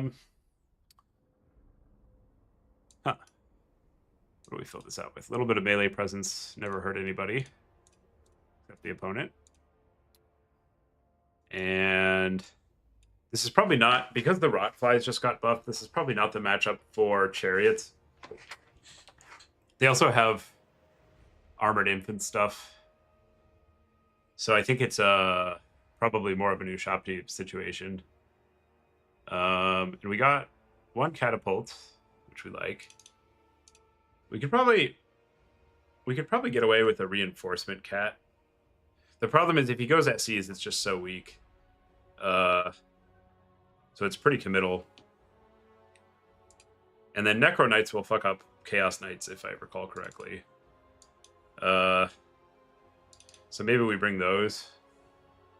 We could also bring a second stalker for like trolls and stuff. That seems kind of reasonable to me. If we're playing the stalker, I like to start it because you get like kind of a free roll in the early game if they overcommit into stalkers.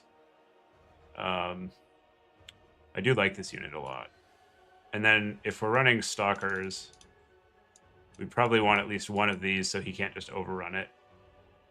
Then we can cut that. Maybe reinforce this. We're trying to get our starter so that we can play a proactive plan from the beginning of the game. Then I guess we can start this and cut that. Starting to look like an actual plan. Yeah, fuck it. Good enough. Maybe cut one of these. We don't have a terror source. That's a problem. I would like a terror source for Marauders. Cat is unlikely to get its value if it doesn't come out early. Oh, hey, Hummus. How you doing, man? Good to see you guys. We're here playing for our tournament life, round 4 of the SFT. And we'll see if it works. We're in Tomb Kings against Nurgle, which I think is a pretty good matchup in Dom overall. So just finishing out this build and we'll get in. Let's call it a game. Let's call it a build. Sure. This seems fine. Close enough. Battle for Itza. Ready up. Shooty, shooty, shooty. The rat raid. Yeah, love to see you all. I've been playing land battles a little bit. I was doing the China tournament, and I beat the old Sipa, I think. Well, so I thought round 2 was best of 3, and so we just 2-0'd him without practicing. But then I found out it's a best of 5, so now Sipa has the opportunity to reverse sweep later today. We'll see how that goes. I actually like badly want him to win, because like Sipa's much better at land battles, and I want RTK to do well in the tournament. But also, I'm going to, make him win. He's got to earn it. So he's got to 3-0 me later. We'll see if that actually works. He just inted his Lord. I was like, all right, you got this, Sipa. You know the meta, you prepared. And then he just, landed Larry and we killed it. You're like, oh, who else but Sipa? Oh, boy. Oh, boy. Okay, I guess we'll hotkey these guys. Stalker, stalker. Got our nice little snaky surprise. Boss Toss went pretty tall. I wonder what... 9 units is probably like some double grinder shenanigans. So we're gonna want to... I don't know what the hell else it would take. Maybe mass Chaos Knights. We're gonna want to position so that we can 3-cap. And probably hold. That seems reasonable. Let's give it a shot. Yeah. What could go wrong? I don't think anything could go wrong. It's perfect. Tell Boss Toss GLHF. GLHF, sir. Here we go. Seems fine.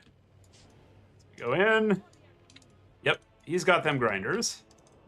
I was not expecting that before the lobby, but then not too surprising after seeing what he brought. What's his spell kit? So he did take Fleshy. Okay. So we're going to immediately cap. We're going to match his position. And then we're going to bring out better shooting. And we have to be like a little careful because I think they can catch our Footlord these days. What's he got here? Marauders. Okay, just Marauders. But we don't actually have any impetus to do anything, so we need to remember that and play carefully. I really don't think he's out shooting us. It is a little awkward in these situations because like we can put all our poke on the Noxbringer. But it doesn't like really do anything because he's just going to heal it. So I think we actually, if we get the opportunity, prefer to poke his infantry. And we don't want to get extended too much and sniped. So we want to like get our abilities off cooldown if we can. But we have so much more poke than him that there's like very little pressure for us to actually go. Okay, we get this. And also, we're pretty deep on shooting, so by the same token, like, you know, we don't really want to get stuck in. Let's see if we can get an enfilade there. We need to move these stocky boys up into position to fight. And now these guys, if we get them within calibration range, will just absolutely dumpster the Noxbringer. It's like embarrassingly vulnerable to them. And I think I can walk up just the RAR. Okay, well now that we've got enough shooting to threaten the grinder, we're actually going to put damage on it, I think. All right, it is time. These units shall run away. This unit shall be summoned. Go fight you. Fight there. Run away. And he's going to try to dive the Boshabs, so we want to prevent that. Keep them shooting, as God intended. Have they established how the Pantheon for Tomb Kings works? Like, who is Tomb King's god? Is it Nagash? Or do they have, like, some other, like, pharaoh-y thing?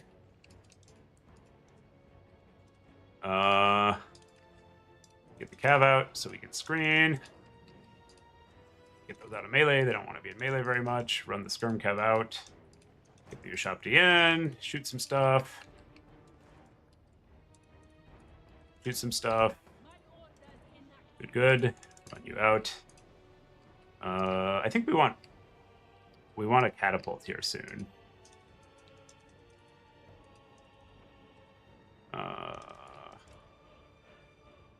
Those are doing pretty good damage.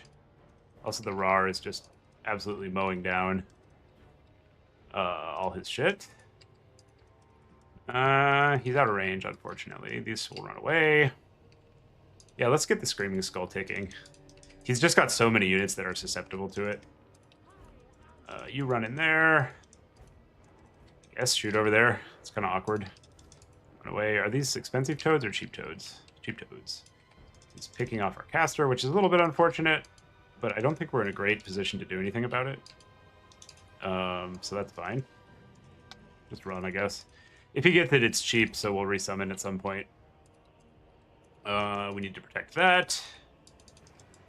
I think this one might come down to points, to be honest. So we need to start thinking about that. We need to peel. You run.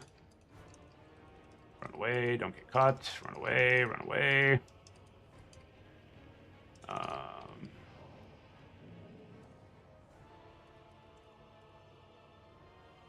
Maybe we can, like... need to kill these. Let's get their Fizz Resist bricked. Take a shot. And then counter summon. Charge, charge. These are in too deep. Over there. This is out of gas. Take a shot. Oh, that's awkward. They didn't get the landing contact. Oh well. I think our RAR might die to these Furies. Fortunately, the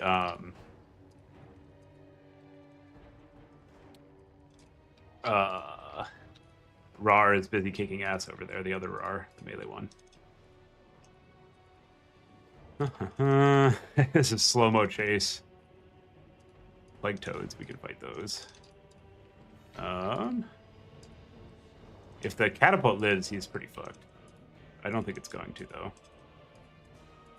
Get these out so they don't take too much Noxbringer damage. Get you out. Yeah, he got the catapult. That's unfortunate, but acceptable. It doesn't cost that much more than a unit of Furies, so that's fine. He doesn't really have an answer for this Tomb King's Roar. So the Kepler Guard are gonna just ranch. And we do want to take advantage of our light cav and heavy cav dominance. And put him on a bit of a clock. in terms of the points. And the Noxbringer is pretty tough. It also kind of looks like he's like setting up a big heal spell. So we're not going to focus the Noxbringer. We're going to try to kill the Forsaken and/or route them off. Get some charges, with the exception of the Stalkers, which can do really good damage into it. Walk the spears up. Yeah, this looks pretty good for us, to be honest. We're out blobbing Nurgle because we've got like the aura. Let's see, can our Lightcaster get a good shot off? And we don't really have a safe place to put that down, so we're just going to summon melee stuff and overwhelm him in melee. I do like that the Tombs Kings can hybrid so well, like the Tombs Kings. The Tomb Kings. Words are hard. Ooh, Rot Knights, hello. Okay, well, let's get our shooting intact. Send our Lord in to get the buff. Try to get some spears waddling over here. And I think he's going to be so spread out by our mobility that he isn't really going to be able to hold. But we'll see.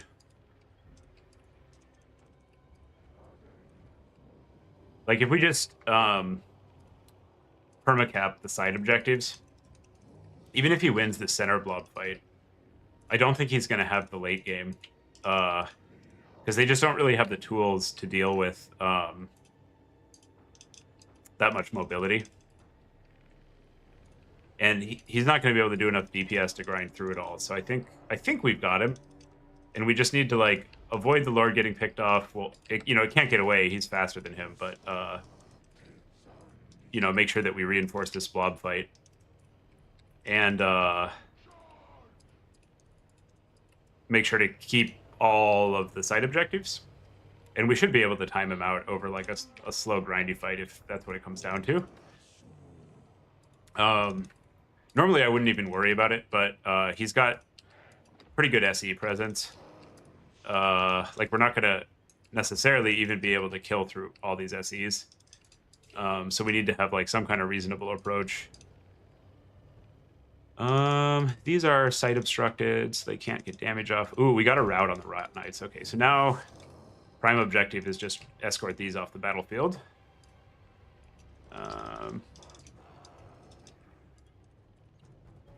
We need to not get distracted and turn around. Kha'Zix can actually kill our Lord, so let's keep one of these in support. Take some shots.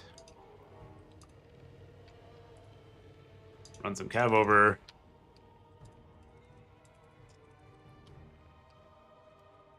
And I'm gonna run away with my Lord. Normally I'd stay and fight with Khalida in this situation, but oh shit, did the Rot Knights rally? No, they didn't. They just kind of janked out and ran the other way. That's interesting. Well, we probably can't prevent them from rallying if they go that direction. But what we can do is just summon a fuck ton of Skirm Cav and shoot him. Normally I'd be like more aggressive with Khalida, but we're far enough ahead here that I think the only way he's plausibly winning is a Lord Snipe. So we're going to play a little bit conservatively to deny him that out. Otherwise, Khalida would be like all up in there with those SEs to help tilt it in our advantage. Oh, the Rot Knights. Incredible. So some of them ran into his base and spotted the unit over there, and some of them were over here, and now they're back. That's fun. Whatever, it's fine. Not a problem. I do enjoy that, though. And then we'll yeet a bunch of these into the melee scrum. And our master plan to capture the side objectives is paying off. Because the clock is ticking. He's trying to grind out a very large pile of Tomb King's shit in melee. And we're just tapping and running away on the Rot Knights because I don't think he's microing them right now. And the idea is we get a little bit of free damage. And also it delays their arrival to a location where they're relevant. And Boss Tusk concedes. Very nice. Yeah. Outblobbing Nurgle. Here we go. Okay, so how'd we do? Khalida kicked ass. Very nice. Lightcaster. The Lightcaster did really well here. So it got its value, but then also it turned off fizz resist on the grinder and these furies and frogs a bunch of times. So, and it had one left. So this thing I think was functionally getting somewhere between like 11 and 1400 value on a pretty cheap 500 caster. So kind of cool with the new Lore of Light. The Stalkers did fine. They got their value as a group, and they drew a lot of aggro. Screaming Skull did fine. He killed it with the Fury dive, but it cost him a Fury. We take those. Not bad. I'll save this build. Tomb King, Snurgle, Thumb. We'll probably have to change it up a bit. I'm glad we didn't take the Reserve Cat, because it would have been pretty bricked by what he brought, I think. Okay, let's update our record. So I think under the tiebreak rules of this event, we'll get to do a playoff rather than just getting bricked by our round 1 loss. So we're live. We're live to win the event. Bring it down with sweaty Tomb Kings, hopefully. How's everybody coming from Hummus Land doing? What are you guys up to? Great to see you all here. Oh, Max. Goddammit, Max. You showed up just to get me. Round 1, Max beat me. He had a really nice Wind of Death placement, and I had like a very awkward collapse. And then he just dutifully went 1 and 2 for the rest of the event. Thank you. That's like some true undead play. Like the vampirates are like grabbing onto my ankle from the depths of the marsh and just dragging me down. Cooking my tiebreakers, Max. How are you gonna do me like that? I thought you guys had more respect than that in Poland. What happened to that? There's, like honor culture, tradition, history. I don't know anything about Poland. Is there honor culture? I work with some Polish folks, but they don't talk about home that much. Oh, the algorithm picked it for you, Jerami. Well, welcome. Great to see you here. Yeah, I just started streaming. It's a good time. Honestly, I've been doing this forever in private Discords. Although I don't usually talk while I play. I'm trying to figure that out right now. But otherwise, I've been streaming games forever, just not on the public internet. Boss Toss was playing Nurgle. I was playing Tomb Kings. I don't love his build. I think it's good if you're like certain they're going to bring cats. But what I would do is reinforce at least the Kazakh, so that if they don't bring cats, you're not like just out in the cold on it. The situational units really want to be in the reinforcements, especially now that you like don't need to summon everything. Oh, Max, you're from America? Why did you join the Polish clan? What was that about? How'd they get you?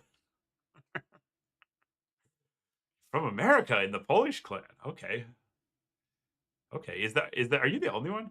A funny story, the first Total War clan I joined was GGX, which is a now defunct clan that was exclusively German. Good guys.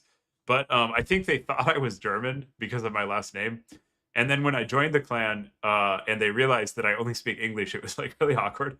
So I'd be like popping on Discord and everybody would be like, or whatever. I can't do a German impression. Das ist gut. And then they would all just switch to English, like clearly for me.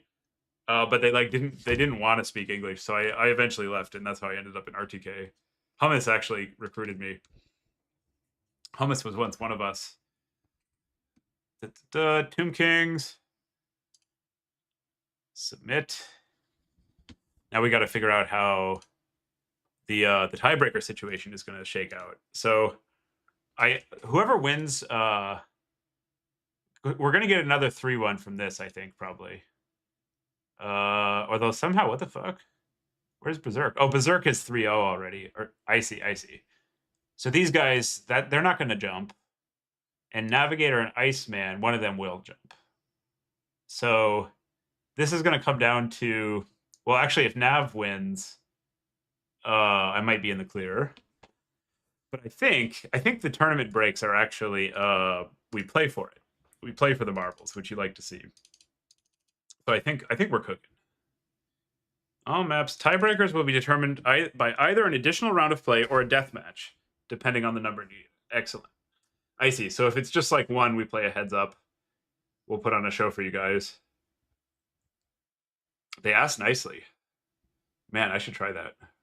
I've just been telling people they have to join the RTK Empire, and for some reason, that it doesn't always work. They get like a bad reaction. Conscription. My favorite one of these is Scrambled Egg Special. One of my favorite Total War players, and he hangs out like mainly on the RTK Discord, and has been like playing with us and practicing with us for I don't know, like a year at least, maybe a year and a half or two. And is like more of an RTK member than anyone else. And he won't join. So we just gave him this like role of special friend where he's functionally a member, but he has no tag. And we were like, it's good. It's enough. Everybody loves Egg. Egg is great. So we count it. When Egg wins, we all smile. That counts as part of the pyramid. Jokes aside, Max, it's actually kind of nice to have some good not RTK players. Like it's like a relief that Ant is back. Because before we were like, well, who are we gonna practice against? And everyone's like all cagey with their builds. And it's great to have some outside challenge. There's like a storied history of that with Houseplant training Ent to play Dom and then Ent kicking our asses for a while before he got tired. He's good. Unfortunately, he's very good. I think we've kind of had a boxing thing for Total War where we haven't gotten to see like the real goats play against each other because of like ships passing. So there isn't really like Void was cheating, doesn't count. Houseplant was pretty dominant during his era, but didn't play at the same time as Solisara. And he was dominant over Ent, but Ent wasn't practicing as much as he does these days. I think Houseplant, having played against both of them, is better. He's like definitely better than me. And my matches against Houseplant were not as close as my matches against Ent. And then Solisara, I think, is more talented than all of them. But just doesn't even play anymore. He plays like backpack battles and stuff. So we'll never actually get to see the Houseplant Solisara matchup, I think. And we also won't see Ent versus those folks. Ent also like would need to play a lot more and win a lot more championships to be in like the GOAT discussion. I've got a spreadsheet here. Let's pull this up. But he just doesn't quite have the finishes. So if he keeps this up, for another half year or a year, I think he's in a pretty good spot. But here's like the all-time championship results. So like Ent has won the last two, but if you look at the all up, like where's Houseplant? Houseplant just has like a lot more results. So he won 4 and he got second in 2. And Ent has won 2 and got second in 1. So not really on the same. And then we've got yours truly, who has won 1, second in 6. So we have 11 semifinals plus losses, which is it's about twice as much as anybody else. We're very good at losing in the biggest stage. But then Solly is like the real. He just has 4 championship appearances and 4 wins, which is disgusting. But we never did he overlap Houseplant, so we won't know.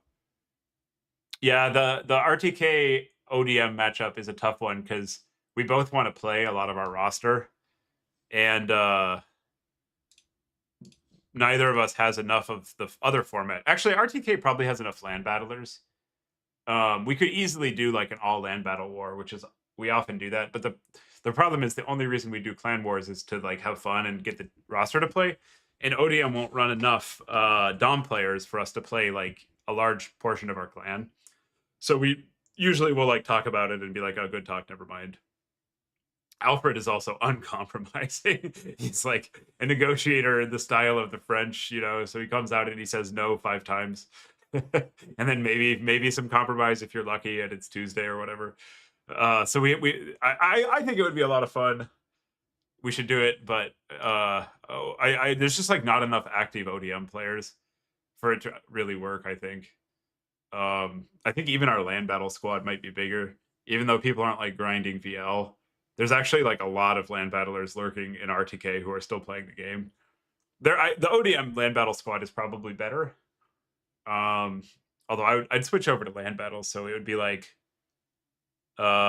me, Sipa, Ash are probably our top 3.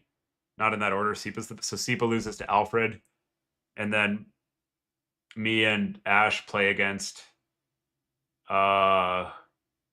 who's their number 2? Is it Sagaz? Or is it Butcher? Butcher always beats me. It's a terrible matchup for me. I've got his number in Dom, but in land battles, he's like some ungodly number. He's like above 10-0 against me at this point. So if we went like Alfred against Sagaz, Butcher against me, Ash against whoever, it's bad. But I think if we played with like 15 to 20 people, the RTK middle bench is a lot better. And we would just dominate in Dom. It would be like so unfun for them, which is why they won't take it. So I think it's doomed to not happen, unfortunately. Yeah, Housebound would have a good time. I've been talking to him. He's got a lot going on in his life. He's got some good developments. I'm not gonna share the plant's details, but we might be able to get him back at some point. He's just like taking a very, very long break, as it were. I need to check Discord real quick and make sure I'm not. What's the top 4 situation? Battle for breakers? Okay, wait a second. Where are we at? I got lost in a reverie about the potential for clan stuff. Oh, I just get to play. Nice. What happened? I thought that there would be one more person with a 3-1 record. That's weird. Huh. Well, we're playing Berserk, the former world champ. Berserk is definitely in the discussion of all-time great Warhammer 3 players. You have to spot him the hybrid Dom and land battles. Oh, it's a clean top 4. Cool. You love to see a clean cut.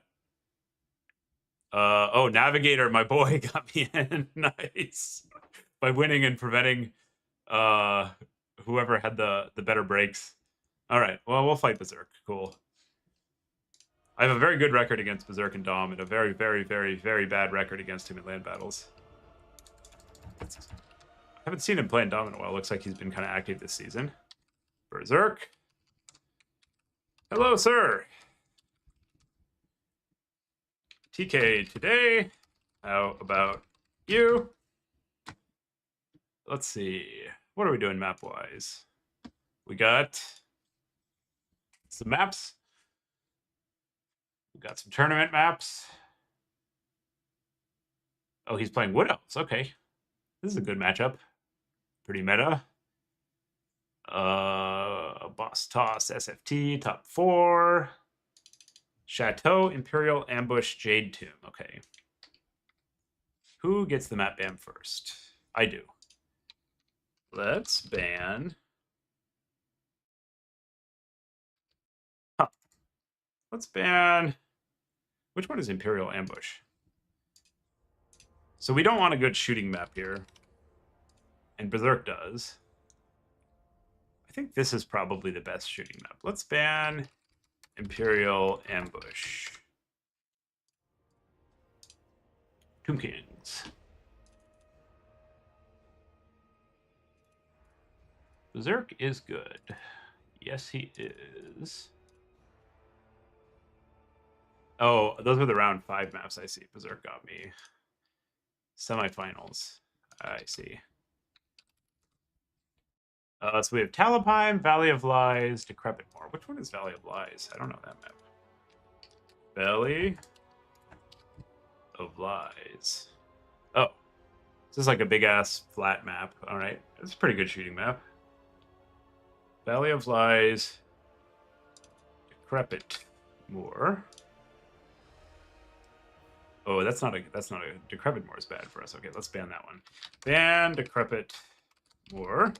That's an excellent shooting map.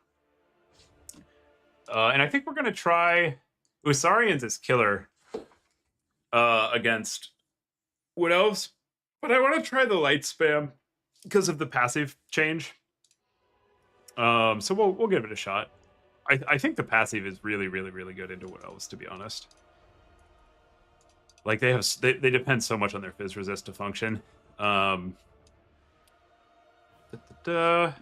Okay, and we're just not stream blocking, you know, we're playing for fun. Berserk is honorable, probably.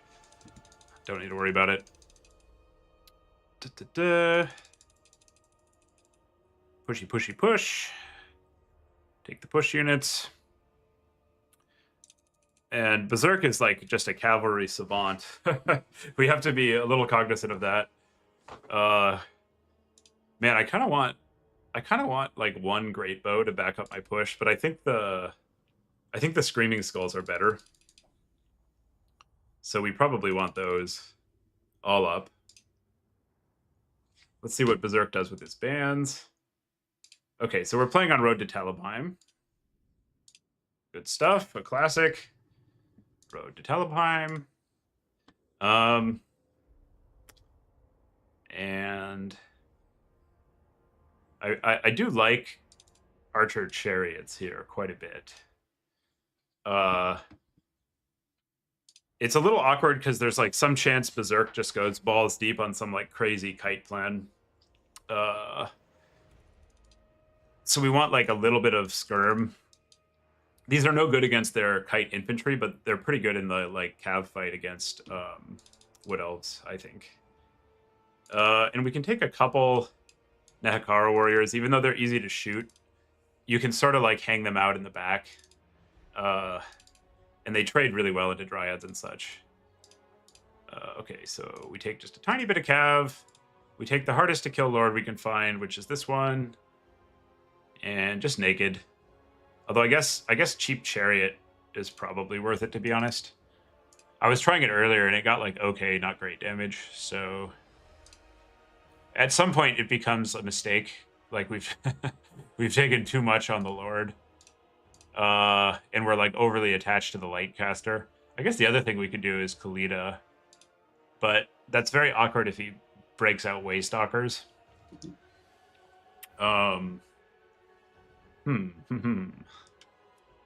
Yeah, I think I just how much does naked Kalita? 950, and she has much better stats than this guy. She's faster. Yeah. Kalita's fine. Take a Venom Staff. Probably know my will be done. And then we go, I guess one cav, sure.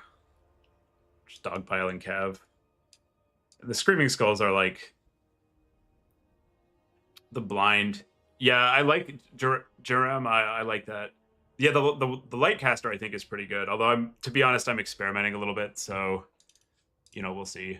And then I think we take a naked Usarian caster as a backup. Berserk is pretty good at character sniping, so there's a moderate chance we lose our caster at some point here. Take a couple of these to tilt cav fights in our favor. Take one of these. No terror source is awkward, but I don't think there's one that we particularly want here. Maybe we just go melee chariot, keep it cheap. Yeah, that seems fine. I like this. This is a build. I can see how this works. Let's give it a shot. Tell Berserk we're ready. And I'm going to hit the restroom for 5 seconds. Be right back, y'all. Berserk is setting up his build.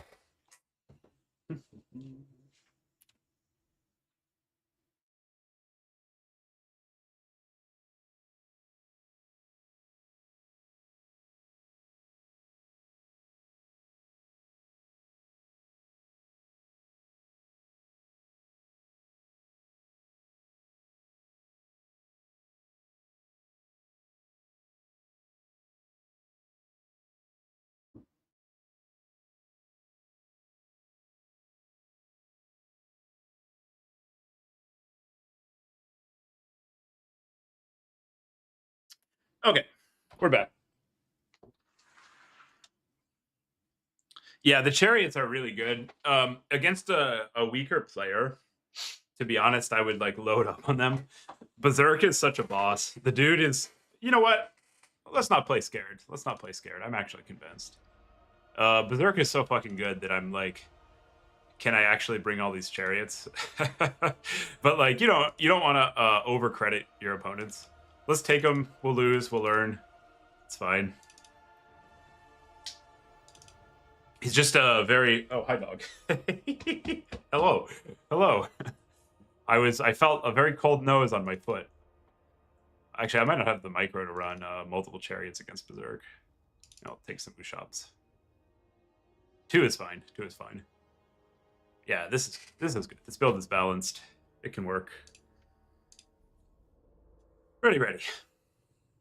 And if he wants to take Waystalkers and like plink away at our Kalita, that's fine. We'll just like pop it out, get a little bit of damage, go back in the hidey hole, call it a day. Maybe we downgrade one of the I do really like my Will Be Done, because you tend to get stuck in these like late game blob fights. Oh, this works out really well actually. Nice. So I like taking it. It makes it awkward if like Kalita dies. But it's fine. Maybe just 1 chariot. And then we take some other like mobility stuff. 2 chariots. Perfect spend is perfect spend. What could go wrong? Build is flawless. Tomb Kings will Dom. Just do ready. Berserk is deep thinking. Deep think. Let's find a Russian idiom. Russian idiom for thinking very hard. To break one's head. Is this rude? It signifies a struggle to understand.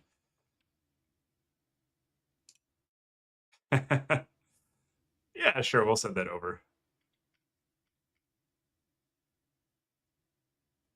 Don't rush the horses. That's pretty funny. What does that mean? Don't rush the horses.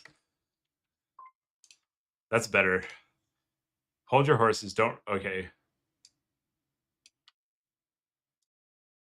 We'll send that over to him.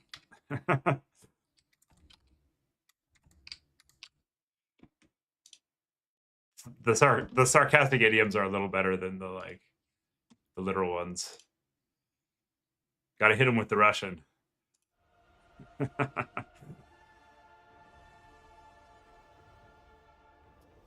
Record 3-1. Got semis against Berserk. Berserk, if you're watching this, hi. This is a Tomb Kings build. It's good against Wood Elves. Please don't counter it. I wonder to what extent Zotes give them an angle they previously lacked. That's probably something I don't think they can really tear down infantry. Folks coming from Hummus Land, have y'all been playing Zotes in land battles? Do they work? I tried them in Dom a bit, and they definitely can hang with Elite Cav. But what I wasn't seeing is the ability to like drag down infantry swarms. Maybe what I do is go a little deeper on the Skirm Cav, in case he goes like very Elite Cav-y. Also, Nehakar and Horsemen kind of suck. I don't like this unit. I do like Carrion a lot, though. So maybe I go like this. No, I prefer to... most of the community is honorable. And I prefer to just lose and have you guys be able to see something than screen block. If it was like, you know, really serious, like final stuff, I'll put a screen blocker up. But this is like a weekly, you know. If somebody really wants to come and stream snipe and get like a somewhat meaningful advantage in a weekly, they can do it. But I think I like to believe most of the community doesn't operate that way. And I prefer to like live in the world where we can like stream and like look at this and have a good time, you know? So it's fine. We'll just lose a little more. No big deal. I wonder if the line is fat enough here. Just while Berserk is thinking we can fidget with our build. Oh yeah, I kind of like this actually. As much as I like my Will Be Done, this build is not going to outvalue the Wood Elves, period. And I was concerned that we basically wouldn't have enough bodies to waddle up and take the points. So what I did is I cut a Tomb Guard and Kalita's My Will Be Done, and I brought in 3 Skelly Warriors. So that should make our initial 3 cap a lot more likely. Oh, hey, welcome, Jerome. Great to see you here. Definitely try out some multiplayer as a new player. I really think the multiplayer mode in this game is like a pretty unique and fun experience. don't get too stuck up on jumping in. Like just show up in tournament Discord, join some tournaments, lose a bunch. There's a lot of new player events that are pretty well set up for dipping your toes in, and those are just getting hosted on Total Tavern all the time, especially on weekend mornings in the US and Europe. So just give it a shot, you know. Water's warm, jump right in. Interesting. The Zotes hit the infantry in the back. Yeah. The other thing is just they cost 1,500. So what are they going to do? Like, do we have road? Okay, the map is right. What are they going to do? Like, individually chase down 5 different skellies?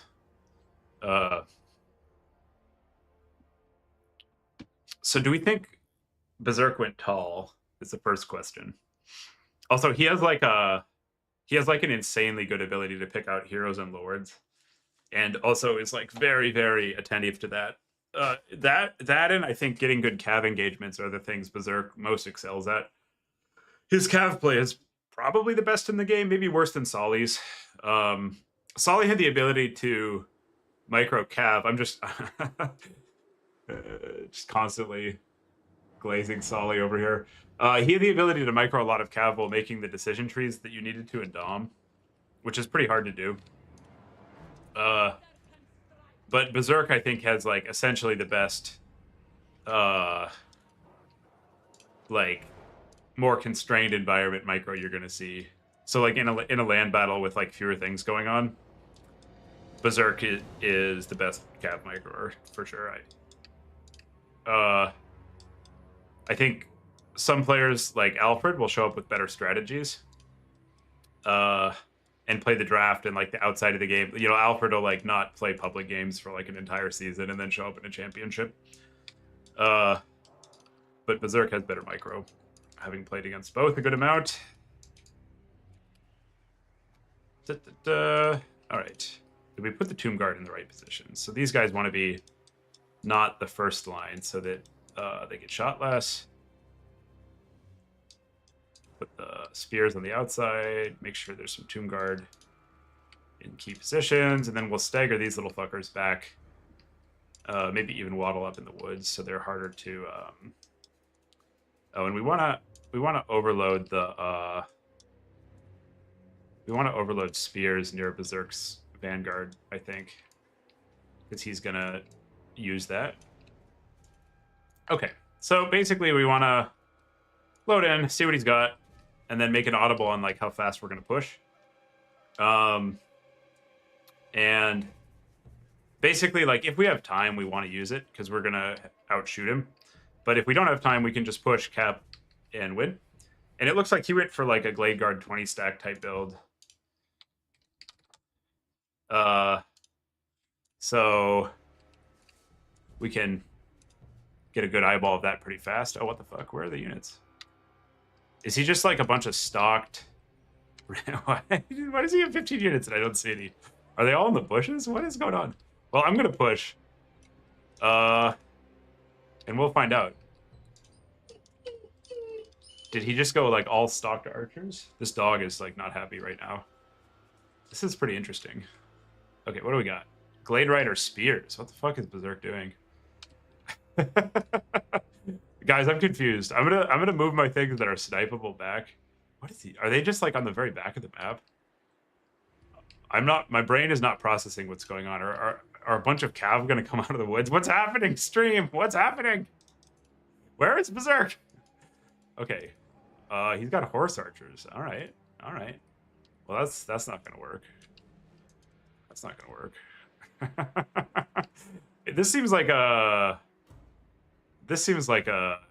Usarian's game. Lame. I wanted to break out the Lore of Light here, but I don't think this is the game for that. We'll just waddle up. So now we just want to summon a fuck ton of mass, I'm pretty sure. And we do want to 3. Oh, hello. What is this? Is that on a unicorn? No, it's not. Beastcaster, interesting. Oh, there they are. Oh my god. He's got the Glade Guard cloud car over there. Fucking epic. I love it. Oh, that's so cool. Well, we gotta 3 cap him. Okay, I can't resist it. I'm gonna send a carry on into the clown car. That's so cool. What the fuck, Berserk? Oh my god, I can't resist. Is he trolling? Are we getting trolled, guys? What is this? What is this? Oh my god, that's so fucking funny. That's so fucking funny. Oh my gosh. All right, well, let's do this. I can't resist. I can't resist. We're gonna, if he's gonna do that, we're gonna yeet some skulls in there. Hopefully the bushes don't intercept them. Okay, we got our 3 cap.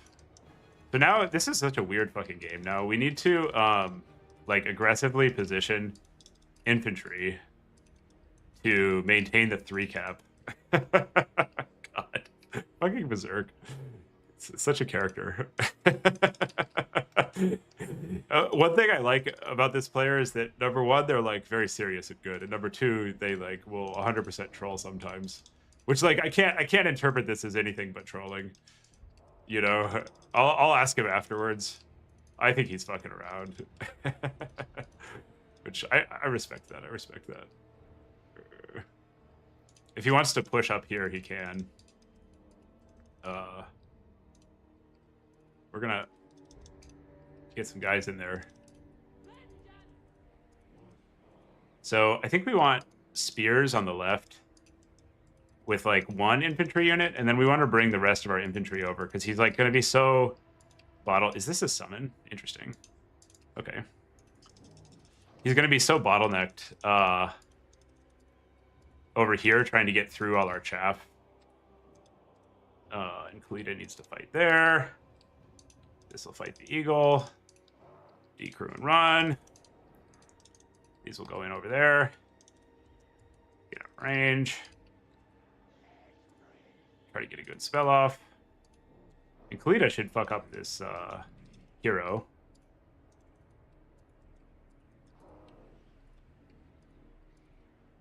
This is a summon, not just an actual eagle, right? Okay, good. So we're just going to pin this for a while and take some damage on our skirms, and it'll be fine. Run these away.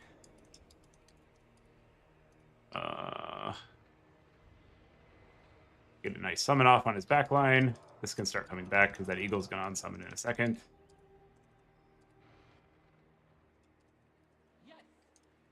These guys can waddle over there. And we don't really want to let him get a point because he's going to be under like intense time pressure here. If we are able to keep this ball of stuff away. And we're outvaluing him right now, but I would be a little bit surprised if we're able to ultimately carry that. So we do want to like stuff him. And weirdly, I'm interested in letting him shoot at this caster. Because we have another one. And I want to get the light magic out. He didn't really bring the fizz resist half of the Wood Elves, though. So I guess it's not going to do that much.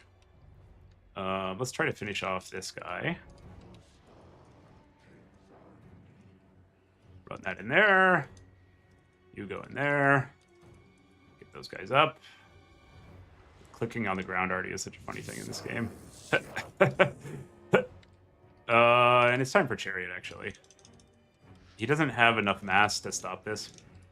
So the Chariot should do some work here. We're just waiting till the, like, we can countercharge that. Ours are better in melee. Oh, god. Sick, there's another eagle. That's fine. He's using WOM. It's not really doing appreciable damage. We can just, like, absorb it. Fine, fine. Let's get these out of shooting range. Let's countercharge that one. Compromise the back line, hopefully. I don't see any cav. This is gonna waddle around and try to find some cav. The Tomb Guard are slapping, I think. Rear charge you. Unbrace you. You charge that. Kalita just chipping away. We need to keep our cav a little bit balanced here. Where's our chariot? What the fuck? Where did it go? Oh, lol. We were using it to pin the eagle. And now we can summon another Screaming Skull, because we're at the point in the game where it doesn't look like he's going to be able to both contest the points and apply any pressure to the Screaming Skull whatsoever. Let's get these out. So we can do that. I guess he can, like, summon and stuff, but don't care. Kalita getting sniped would be one way to lose this game. So we need to be a little bit cognizant of that. We'll just take the shots we can get here. We could, like, wait for a really optimal cast, but it's unnecessary. All right. Chariot gets a lot of micro attention because it's going to wreck his shit. We would like for that to happen rather than not that to happen. Summon lots of light cav, swarm the points. You go back.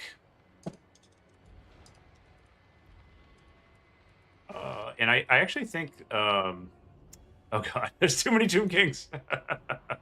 There's too many Tomb Kings. Where did the chariot go? We need this on a hotkey. I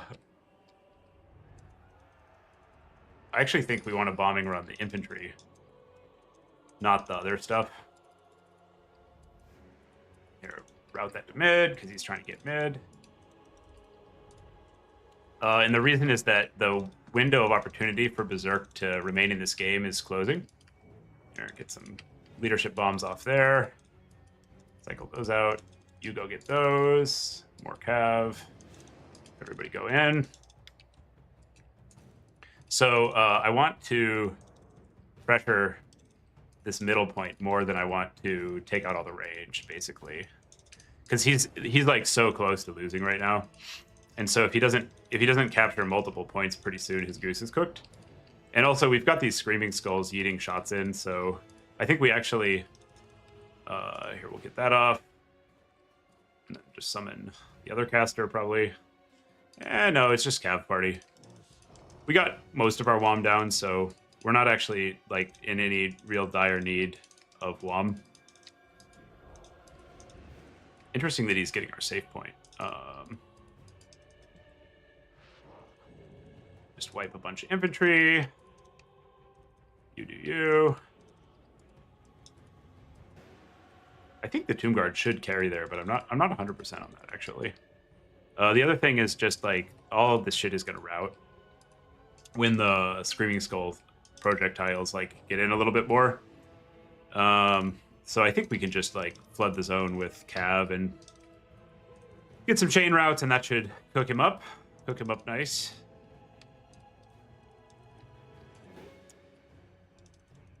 Send those in.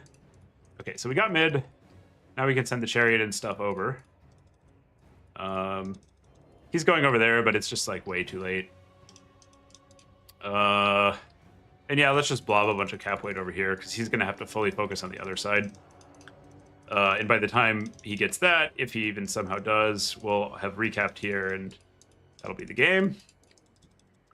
Don't mind that. And maybe we get, like, some shots over here going. Yeah, we just need to swarm with, like, the TK cap weight here. That should suffice. Good game, Berserk. I gotta ask about that. The clown car Vanguard. Oh, he must have been expecting me to Vanguard. Oh, I see. I was like, what was he doing over there in the bushes?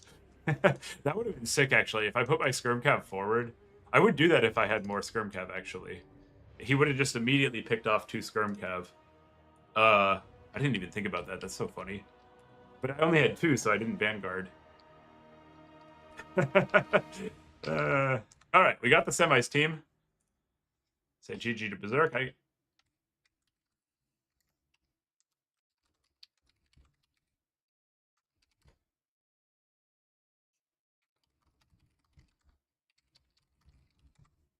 I guess maybe he was, like, avoiding my poke. So against that specific build, the light caster was kind of a no-go, but notably it didn't end up mattering. Oh no, actually it would have been fine. He had plenty of dryads. How did our Usarian's caster do post nerf? Pretty well. So they're both fine. Maybe we don't want to split the difference and we just like commit to one. But we weren't close to maxing out our summons, so it was fine. That side box was wild. I'm asking him about it. I'm like legitimately kind of curious what that was. Tomb Kings. Wood Elves. All right, we got it. Oh, Sipa wants to play. Sipa wants to play. So for you land battlers, after this Blood Penguin game, we have the exciting conclusion of Tim versus Sipa best of 5. I'm up 2 in that one. And I want Sipa to win, but I'm going to give him the greatest challenge that I can present. Okay, what's our record now? Our record is 4-1. I think we're up against Blood Penguin. Mr. Blood Penguin. Illustrious Dom and land battle player. Swell individual. Love this community.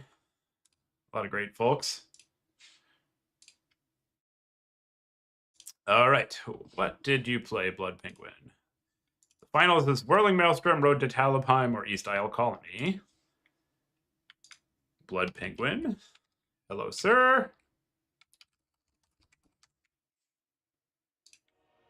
Leave this lobby. I played against Blood Penguin a lot. He used to wreck me right when Warhammer 3 launched. Blood Penguin is really good at avoiding vortexes. TK here. Ooh, he's Brett. Interesting. That's very interesting. Brett got some buffs. I don't know if they were enough. Okay, so we got... blah, blah, blah. We're first. So we want just the best possible shooting map. Whirling Maelstrom is not, I don't think. Whirling Maelstrom. And then Road and Talabheim are pretty good. So I'll ban Maelstrom. Ban Whirling Maelstrom.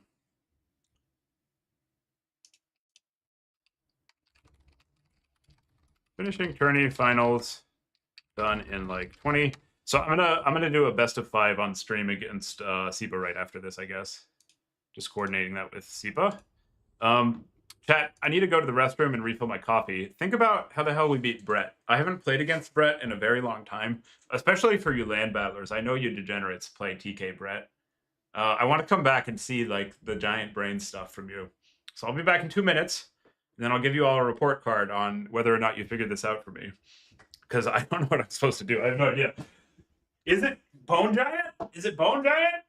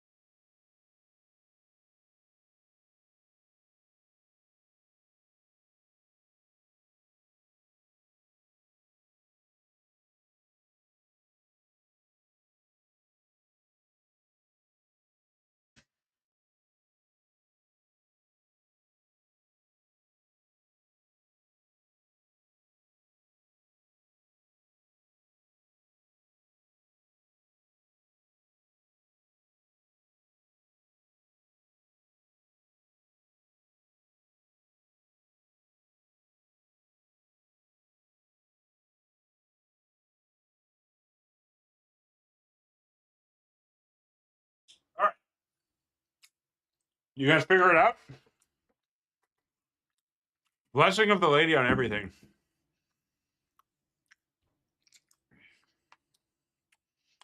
He's got that, not me. Spears on points, stalling with light wizard nets. I can kind of see that. Hi, dog. Good dog. One of my family members, we've got 4 dogs.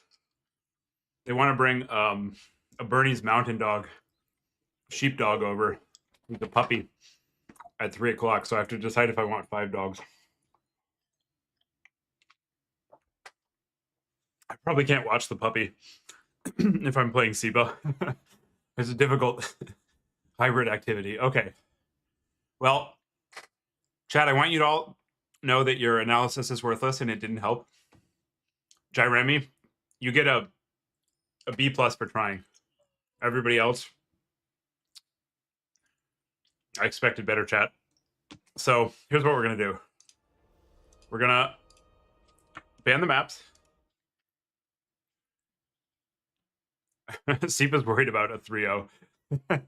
Oh, colony. Okay. Penguin wants to... Colony. Penguin wants to see the maps.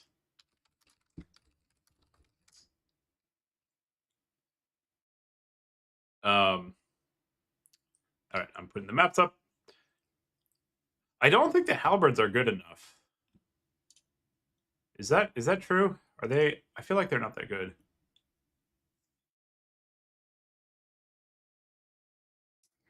Penguin is thinking about the map. Thinking.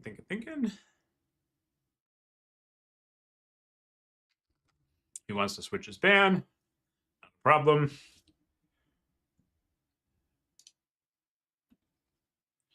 Oh man, are we gonna 3-0 Sipa in a land battles best of 5?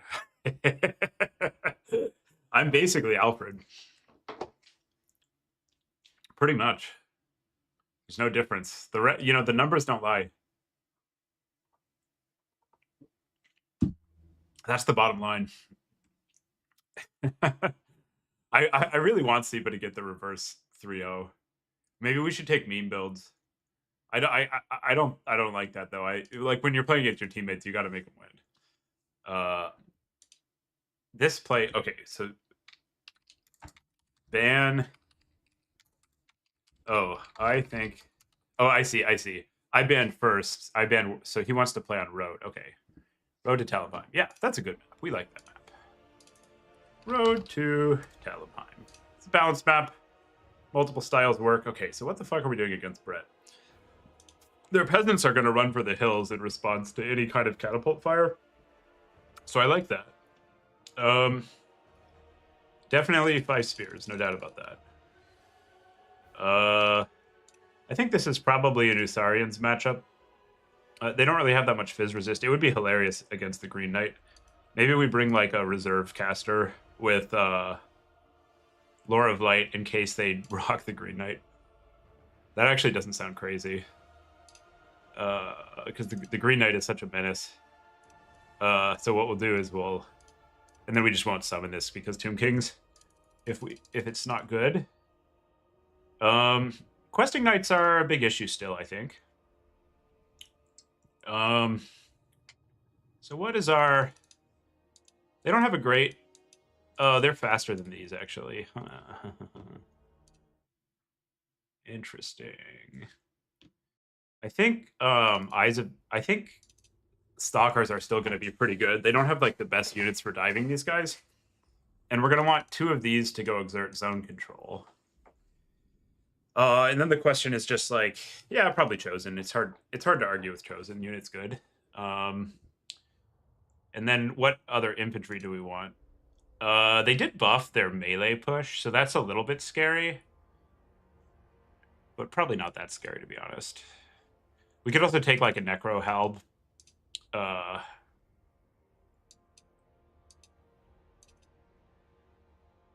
The Rar Kitty is okay. They slowed it down. And I don't like having too few units against Brett, especially against a player like Blood Penguin who's very strong. Because they can like they can just micro their stuff away. And then you don't have a lot to like sink into, and that can be a pretty big issue. We do need some... We can't just concede the backfield to him. So... We probably do need a Necrohalb, actually. Maybe we start... Maybe we start one Skirm Cav. Stalkers are better in twos, that's for sure. I guess we don't need to start the Bowshab.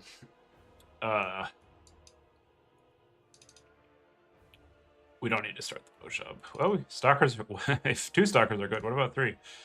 And then... No, I don't like 3 Stalkers. That's too deep. Do that. I do kind of like having Jaffs, actually, because the Overcast is so good against their stuff. Who's calling? Who's calling me? My wife is at a nerd wedding, which is kind of fun. The groomsmen have swords, and they're going to do a Magic tournament. Even as a full nerd, I'm like, that's an impressive level of commit. I like Magic. I play Magic, but I'm like, at the wedding, when you have guests and visitors who are non-wizards, that is a level of commit that I have not yet reached. Okay. So we have a pretty good build here to contest early. We're very shooting heavy in the reinforcements, which may be an issue. We need some of these fuckers. I would like a terror source. The cat tends to get like just stuck in against Brett and do nothing. So maybe this is not a terror source situation. We could do like a Blade Kalita, but I don't think this is the matchup for her really. Just because Usarians is like such gas against most of their relevant things. Yeah. You take that control deck and you get it out of this wedding. This is not for you. I guess we can get another oh. I'm so tempted by the spooky snake spam, but I don't think you want more than 2. Because you need to like maybe we start this so we have better zone control. Just trying to get the exact plan sorted.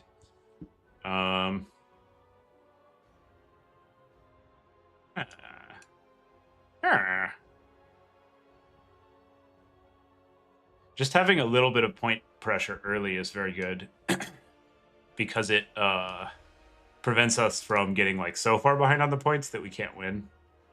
Let's try triple spookies. It's an idea. I want to give it a shot. Okay, so we got that. Some carrion to fuck up with the backline dives. 1 Necrohalb. And maybe this is a 2 Necrohalb situation. With these 2 spells, I don't think we're actually going to be able to deploy this profitably. It's like a cute idea against the Green Knight, but we've already got all this magic damage, so I don't think the Green Knight is our foremost concern. So let's get 2 Necrohalbs. Yeah, that seems pretty reasonable. Another one of these. And yeah, this will work. Let's give it a shot. This plays. So we're going to try to cap points, take a defensive position, and then grind him out with reactive reinforcements. And hopefully that works. Playing for all the marbles here in the finals. Would love to notch another tournament win. I kind of want to get good tie breaks for the next season, champ, so I don't have to fight as many of my strong teammates in early rounds. I got like relatively lucky draws last time, but it sucks when it's like me and Charix or whatever in round 1 or 2. So we'll see.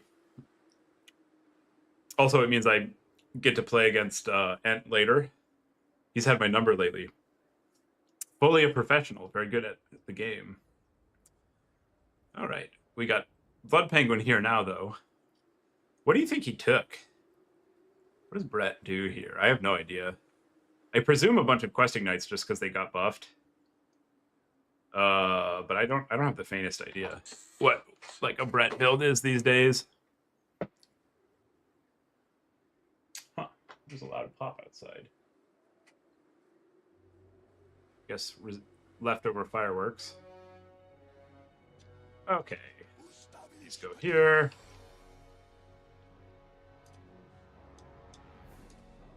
Line these up.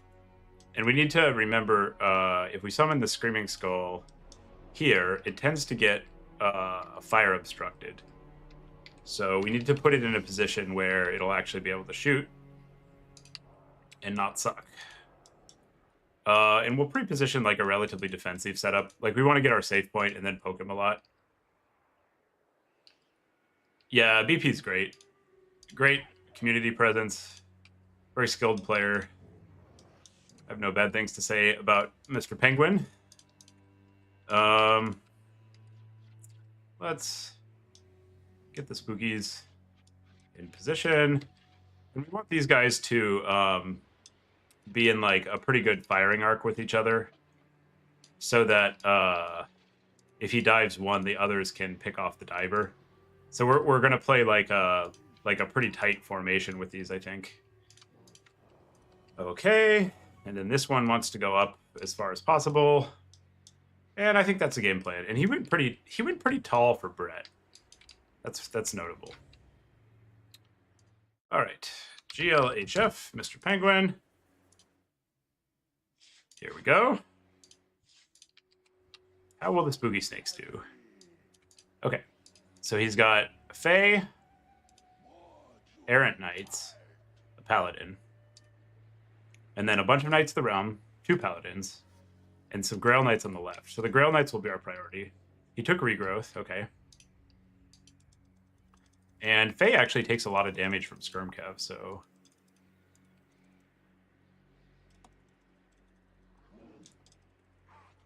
we can try to get a little bit of poke here. And we're going to want to summon Necrohalbs ASAP, I think. And Usarians is basically on, like, permanent Grail Knight duty, I think. We need to be careful with the Lord and not lose it to the Grails. And also remember that the Brett Cav is faster than our Cav.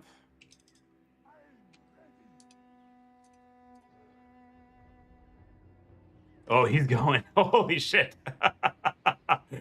Okay. Let's summon lots of Cav to keep them off of our shooties. He's holy fuck. Okay. Okay. This guy games. This guy games. He's gaming. Oh my god. He's just going in. Just going ham. I was not expecting that. Holy shit. Welcome up, boys. I think this actually works out okay for us. These need to get back in the pocket. I'm just going to do this here. Skelly Spears, get in there. Cav, get in there. Cav, get in there. That was crazy. I think he's in trouble. I think he's in trouble. That's what I reckon. What do you reckon, chat? That was a ballsy fucking move from Bloodpinger. Jesus Christ. Oh. We gotta get the birds out there.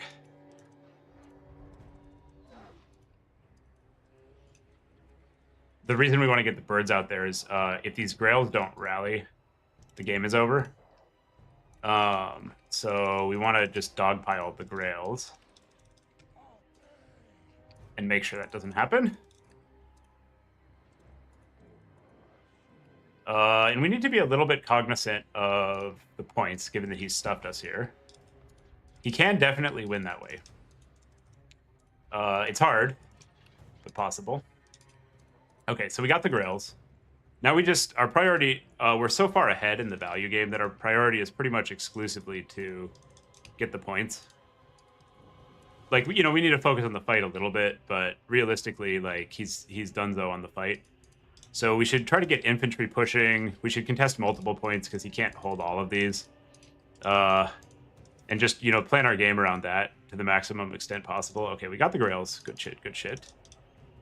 Knights of the Realm are a higher priority than Knights Errant. And we don't want to get over our skis and too spread out because he can get some counterplay going if we do that for sure. Okay, the Grails have shattered. Good shit. Let's get a spell off on the peasants and land on them. You guys go over there. And we want to summon Sheep Cav here so that we can apply point pressure. The Vortex doing work. Actually, at this point, we could probably afford to save up for a Necrohalb. Because he doesn't have Grails active. So none of his Cav is going to match up well into Necrohalbs. And I think if we just get a Necrohalb out, it'll probably clean house. What's the best Cav he's got? Get these spears over there. Get these out of the range of that spell. Yeah, it's Necrohalb time for sure. We do need to push through. This is like a little bit dicey. Like we had a brilliant initial engage where, well, not like our play, but like it went that well for us. Our play was average. We did what we were supposed to do. And it's easy to get caught up in that and lose composure. But we have not won this game yet. And if anybody can pull it back, it's Penguin for sure. So we really need to... So we got the Necrohalbs out. That'll now give us counterplay into the Paladins. We want to prioritize capping the easiest points to cap, so we don't want to, like, you know, fool's errand into too much stuff over here. We want to take our home point, lock it down, take mid, lock it down, and then we can slow push to the one where he's got a summon advantage. And I think that'll do it. But we just need to be, like, a little bit methodical here. Necrohalb's just crushing. I think our next summon also probably will be a Necrohalb. If we had a little bit less time, we would just go right for other stuff. Knights of the Realm are the priority. Try to get a cast off on these when they dive. We'll see if he sticks in, but I'm just going to preemptively go for it. My other card is also a Necrohalb. Where's the coder? Did it just get wrecked? Oh no, it's right there. Oh, it's behind. Don't allow Lord pick. Good shit, good shit. I think we got him. Nice, chat. Nice. Sick. When these are out of ammo, we're gonna unsummon. Sometimes when the game's close, you need to, like, use them to get points. But in this case, I think we have enough time that we can unsummon and get them back, probably. Did we actually get our point? Yes, we did. Okay. And he's going to try to counter-capture this point. So that's where the next Necrohalb is going to go. These are out of ammo. Unsummon. Run this over. Yeah. We don't want to lose home. And we have enough forces to slow push over here. All right, here comes the cleanup squad. And now it's cap weight that we're after. The easiest way for him to get back in this game would be either a Lord Snipe or taking my save point. So we will play around that. These need to get on the point. Yeah, we'll actually go into melee with these. And if this fight sustains, the Skellies are going to come and do some work. We're going to ignore Faye and just go for the points. And it's fine that he's dropping in on our Lord here. He might actually get this point, but he's not going to be able to hold it, at least. Nice. There we go. Let's fucking go. Tournament win. That was a pretty good game. PK, Brett, Penguin won. All right, time to play a best of 5 against Sipa. How do you unsummon? There's a hotkey for it, so you press the U key. Record 5-1. Tournament win. Very nice. That was a good way to end it. On the first tournament. Now it's land battles time. How did this do? Okay, so the Lord did very well. He got great damage on the Grail.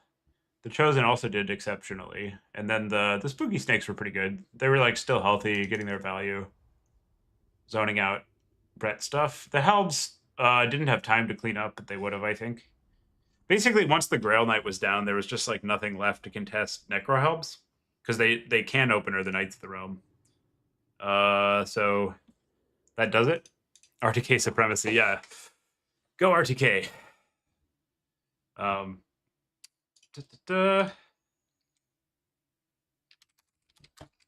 Yeah, he was saying it countered him pretty well.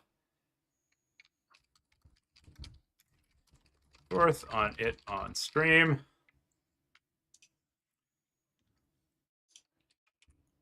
Just talking to Mr. Penguin about how that went. Tomb Kings. Bretonia.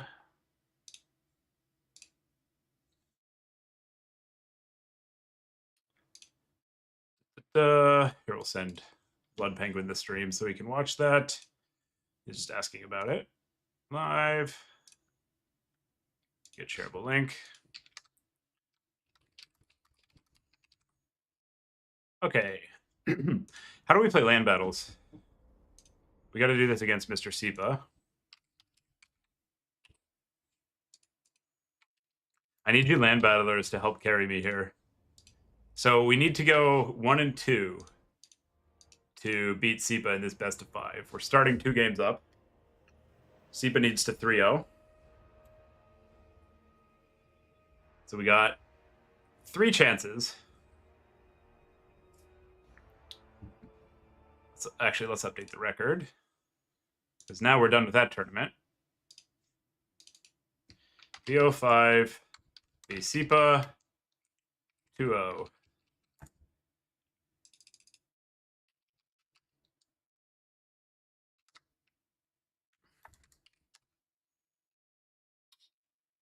Do I get to be the second best land battler if I beat Sipa 3-0? Is that how that works?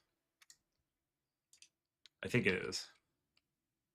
I think it's like a Pac-Man and or Highlander situation where you consume their essence. Sipa. This is because Sipa refuses to wear his RTK tag. He's too cool.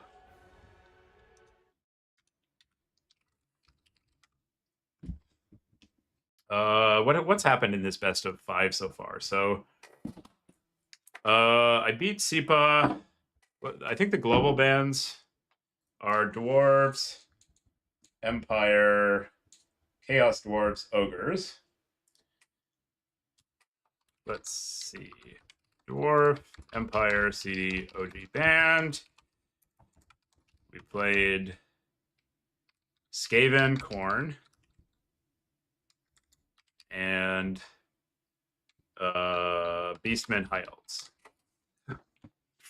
And I think it's your pick 3. Oh, I got to deactivate the mod. Shit. Okay. All right. What's like what are the top land battles factions right now? I legitimately have no idea, and usually I ask Sipa. I mean, you know, it's been a minute since I've like done max competitive land battles. So I don't know. I don't actually know. We need to turn off the mod. Giselle and Poison, but I already won with Skaven. I don't have the Skavens. What do I do if I don't have the Skavens? Yes, yes. Yeah, we had a pretty fun Skaven game with Gorich against him. Sipa's loading in right now, so we'll be playing in just a second. He's picking. We'll go tell VL that we're shareable link.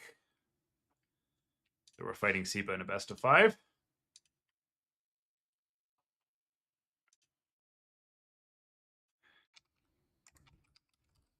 Everyone fighting Sipa in G3 through 5 of BO5 land battles on stream now. So no.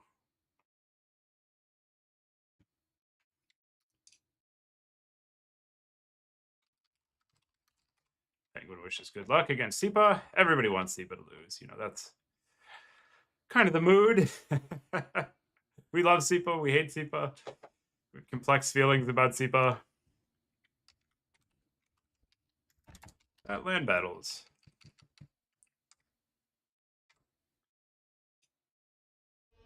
Pillar of Bone. Oh god. Sipa is going. he's got Beastman on Pillar of Bone, baby. He banned VC. So Beastman, Dark Elves, Greenskins. I'll just post this in chat. Was Sipa pick? All right. He bans VC. VC is what I like into Beastman. Dark Elves and Greenskins, huh? And this is big stretch. This is Conquest. So this dog is very sad. Hi, sad dog. Hi. Do you need attention? This is Conquest, so stupid, cheaty, kitey bullshit is allowed. It'd be really funny if we took another Vanguard melee faction and we just gave him Beastman and we like Vanguarded where he was gonna Vanguard. Is there anything we can? I don't think there's any Vanguard faction that can like out melee Beastman, and we can't go like Korn to do that because he would just kite us. That's too bad.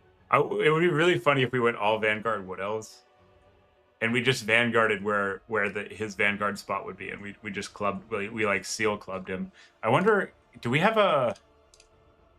Is there a Wood Elves Vanguard build that would beat Beastmen just like if we spawn on top of each other? That's an interesting thought.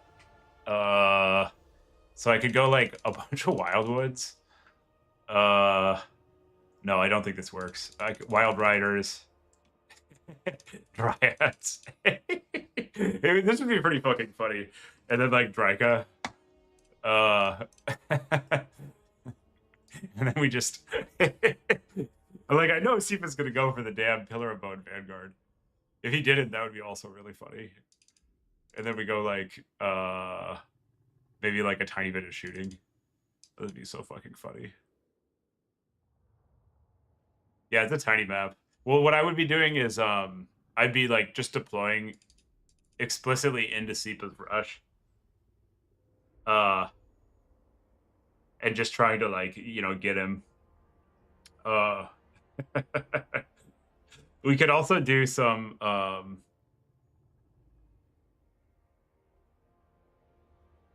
yeah. The Vanguard rush is pretty scary on this map. Deep Thinkies. The other issue is if we just go Wood Elves.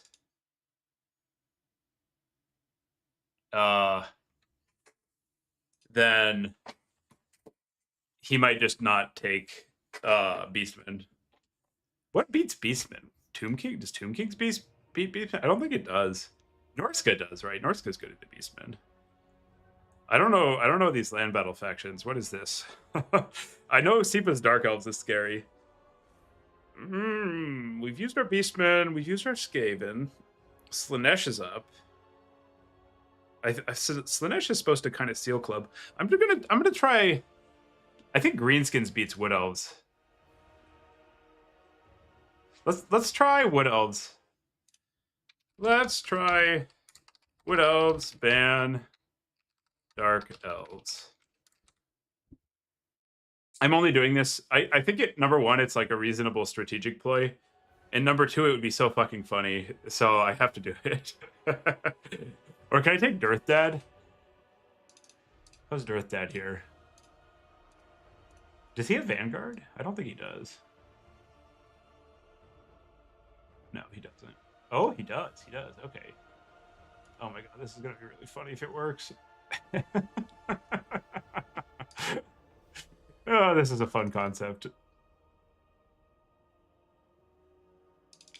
We're just gonna deploy right on top of him and really, really hope he's not ready for that.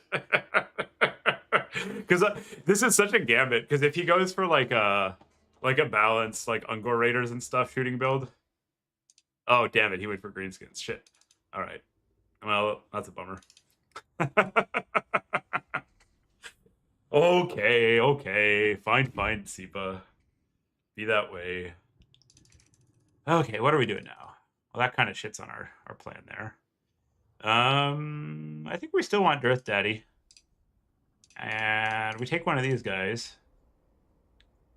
Just to top up the big boy. We don't want those anymore.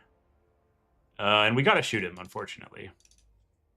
I guess the other thing we could do is rep some Sisters of Thorn and go deploy in the corner.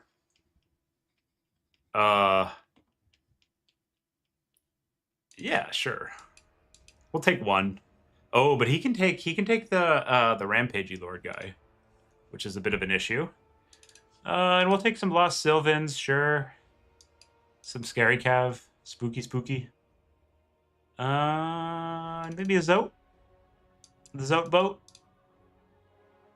Is this enough to protect the Deepwoods? Probably not. So if we're gonna rep Deepwoods, I think we need more Cav. Yeah, definitely need more Cav. I do like the Lost Sylvans a lot here. We'll do one Zote because my tiny brain can't micro more than one Zote. Do we want Wild Hunters? Perhaps. We can't just fully lose the front line. Oh yeah, the Goblin Vanguard Rush, that would be pretty funny. We can't just fully lose the front line to him. Oh, the other thing we could do is hide in the corner and just poke him with the Sisters for 5 minutes. Sipa will love that. What do people do in land battles? Jesus. How do you play this format? I mean, I feel like greenskins are going to struggle late against Daddy Dearth.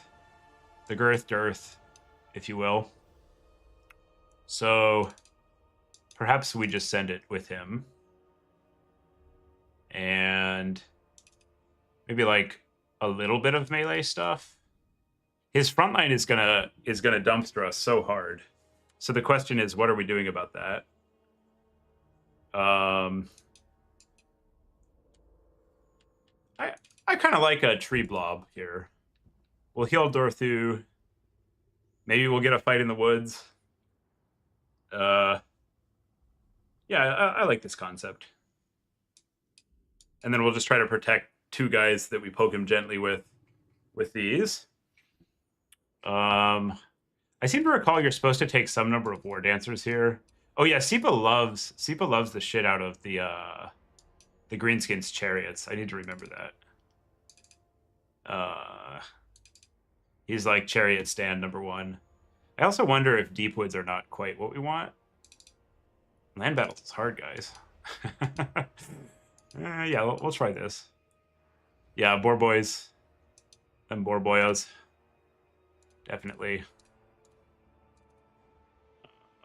We could also go like a little more boxy.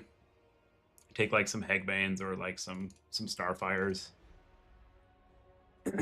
Like less Daka, more Boxa. Firebark Elders, perhaps.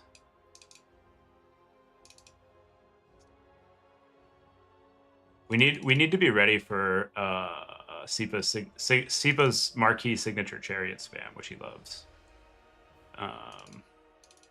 So I don't like having anything less than. Let's not be a coward. We'll try these. We'll take Blessing of the Ancients and run back into the woods because it's Pillar of Bone. Because we can fight by our forest, I think. Do all our things have woodsmen? Yeah. Stupid stupid fucking conquest. Alright, yeah, we'll try. That's a bet. Will it work? We will find out. We'll find out very soon. The other thing we could do is take a bunch of Sisters, but I don't think there's that much room to kite on this map. I guess like we might not have the Lost Sylvan might be sketchy here because they don't provide us with within the blob mass. Although they do have like a crazy amount of punching power. But I think they're gonna get sniped. So we might want like more of a treekin blob where we can more effectively counter his dive. And then we like cut some of these for yeah, okay, this looks a little bit better to me actually. Because Dirthu's already providing terror. And we need to make sure that he can't just like run rampant with chariots. I like the terror of the Lost Sylvan, but I think they make more sense in like a full kite build where you're like countercharging their cab and stuff. Yeah. This makes more sense to me. We just want the raw health, and then we're going to be popping Zote Earthbloods on this like stupid fat tree blob and hoping that that is sufficient to bring him down. Okay, so... Oh god. There's no conquest point. Fuck.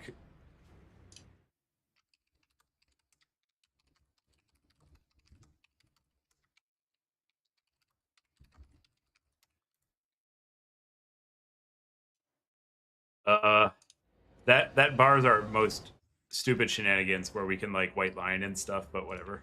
We'll play mildly honorably, I guess. Whatever. Okay, so these fuckers are going in a blob, and we are defending the ever-living shit out of them, so to speak.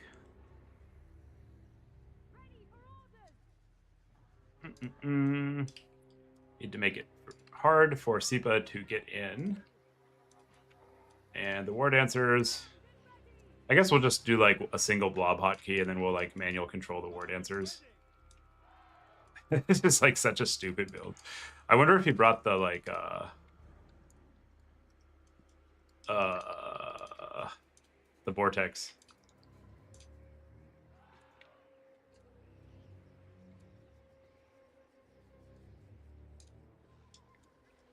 Okay, where's Sipa at? I'm just gonna play it basically like a land battle. And we want to here.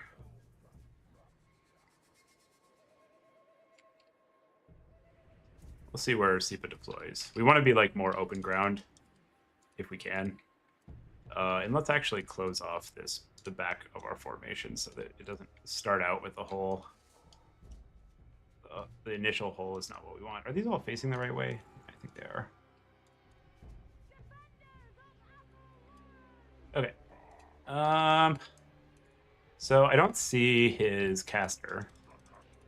The priority, Savage Orc, Boy Biggin. Okay, Savage Biggins are the priority. And we need to be a little bit careful. He doesn't have a lot of range. Also, the Error Boys actually are kind of an issue. The Error Boys are really the only thing that can easily deal with Dirthu here. But we don't have like a great position to poke them. So we're just going to kite back for a while. And, oh shit. It's China tournament, so there's no fruit rules in effect.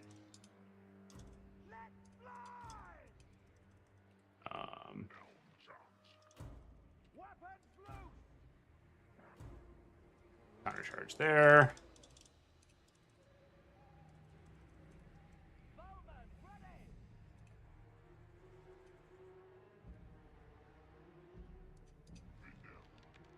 Countercharge there. Send Dirthu in.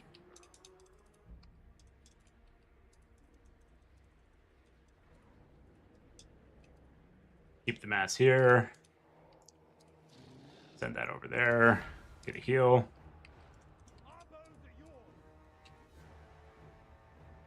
Fizz resist. Fizz resist. Heal. Overcast Flock.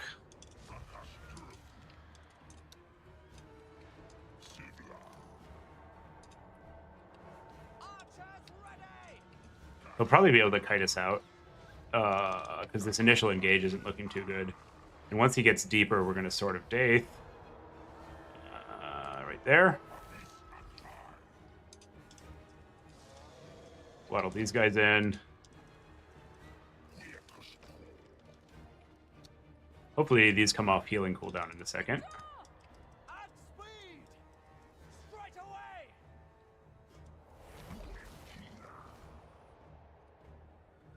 Try to kill that.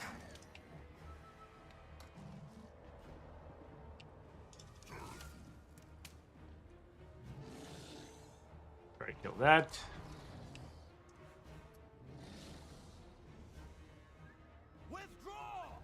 Heal. Looks bad, fam. Looks bad.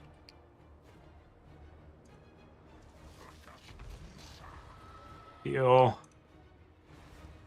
Well, that idea didn't work. Shit. That's a nice round by Sipa. That was well played. 20 seconds to uptime on that.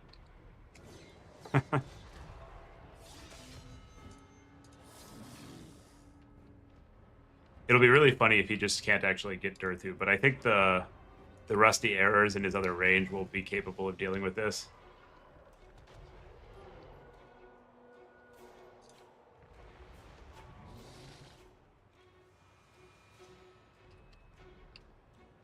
Do some body blocking. Yeah, this looks cursed. Our heals are spent. Our blob is compromised. All is lost. Inform Athaloran. All is lost. Nice job, Steve. But yeah, we got 3k damage. Shit. All right. 2-1. 2-1. Good talk. Good talk. It was an idea. It was an idea. I like that we get multiple opportunities to cheese Sipa, which brings me quite a bit of joy. Now, for those just tuning in, the best case is that we lose. I am actually trying to win. Yeah, land battles can be pretty silly. I don't think what I was doing, though, was like a meta land battle strategy. Well, maybe it is. I don't know. Oh, my God. So the range units just took a big shit on us. That's good to know. Yeah, the Zotes were no good there.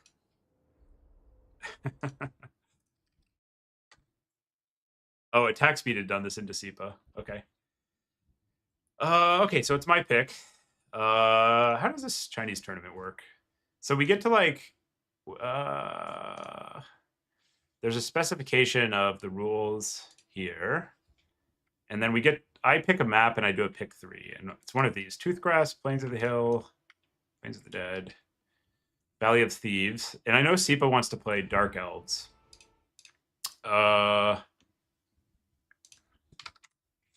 Yeah, I should remember to put it on Conquest. Put it on Conquest. Okay. What do we want to do? What's good against Dark Elves, chat? He banned VC last time, but I think that was also because he was on Greenskins. Sipa's got a pretty wide range. He likes Skaven as a counter pick. I know that. So Beastman is still up. Okay, so we'll go VC, Tomb Kings, and something. Maybe Dark Elves. Maybe Kislev. Maybe Tzeentch. I kind of like Tzeentch. VC, Tomb Kings. Tomb Kings. Tzeentch. Ban, I don't know. Probably Dark Elves. I don't really want to play against those Dark Elves. And Dark Elves. Yeah, let's try that.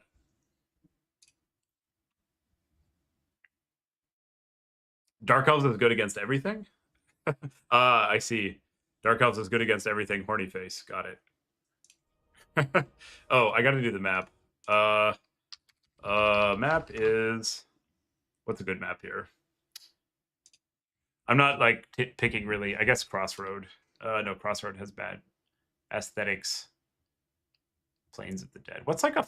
Oh, these are all like kind of screwy maps.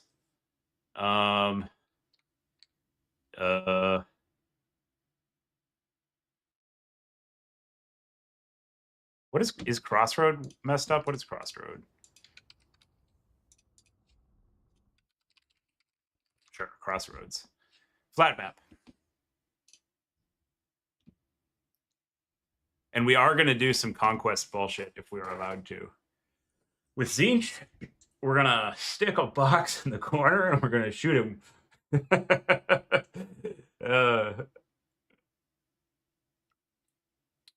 Various flavors of cheese. Delicious ratty cheese.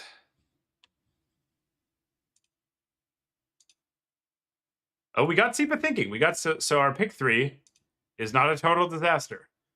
He's not just like windmill slam, fuck you, this thing. You like to see it? We got a thinking Sipa.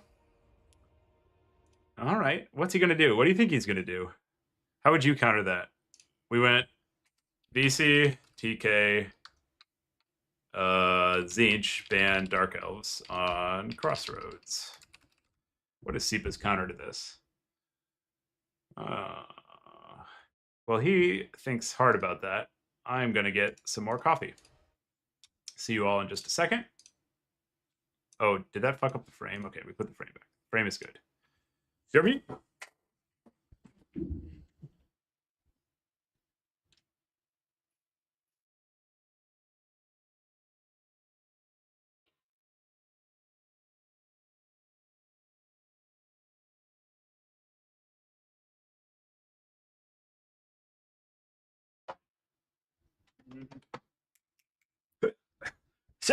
Yeah.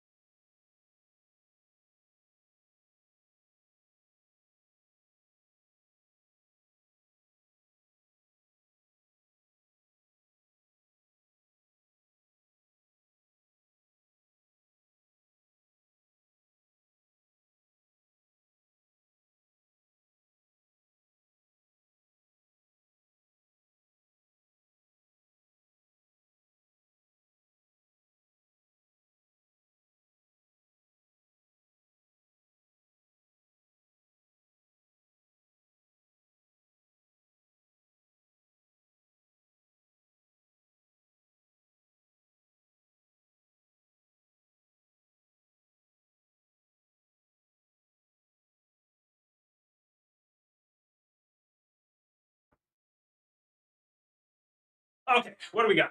What do we got? What is the villainous Sipa doing? DC ban. Let's see. He went. Brett banned Tomb Kings. Interesting. He already took High Elves. Brett banned Tomb Kings. Okay. Brett. So I have Zinch. Yeah, I'll take Zinch into Brett. Sure. Let's try Zinch. Sure. I have some ideas here. So we go like this. We do some stupid Lord bullshit. Probably Kairos. I like Kairos. Especially in conquest. Just kid him up. I think actually do we want Firestorm? Probably for peasants. What's better at killing peasant bows, Zinch's Firestorm or Pendulum? How much health do those little fuckers have? Brett. What's 4860 over 90? 4860 divided by 90. 54. Okay, so I don't think we're one-shotting them with Pendulum, probably. Oh, 50. Okay, so an Overcast Pendulum probably one-shots a Peasant Bow. But it's a bit less crazy into... I think Zinch's Firestorm is actually pretty solid into Knights and stuff. Yeah, we can try it. I guess the other thing we could do is take like a Final Trans caster and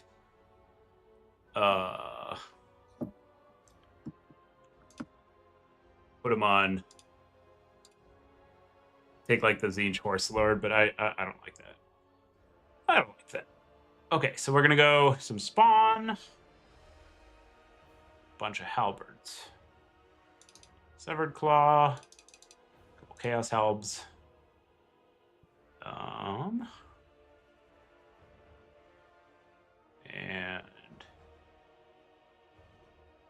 so that's 16. I think an Overcast Pendulum sounds pretty good at defense. I think that should actually one-shot them. And it's not like insanely bad against Knights. Yeah, we'll try that. We could also take an Air Force, but I'm not really feeling it. We're gonna do our stupid push. Nice Zinch push. Like one pink, because that's about how many pinks we can protect. Spawn just got upgraded, so I kind of want to give this a run. Cut that, put that in there.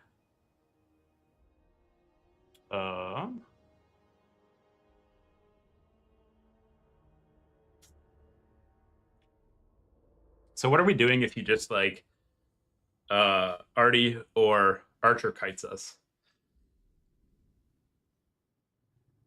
Having trouble, but whatever. And then we can go in E-Pink. It does give him a nice target, but it also gives us faster WOM regen. Yeah, let's give this a shot. I kind of like this. And we're going to be as cheesy as fucking possible.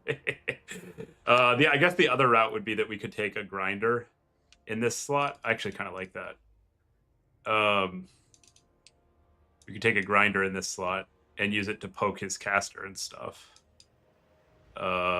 Is that better than... Or we could take Mutalith. Ooh. This thing's pretty squishy. And we're very susceptible to getting kited, but it could also cheese the seeps, which I like some seep cheese. Huh.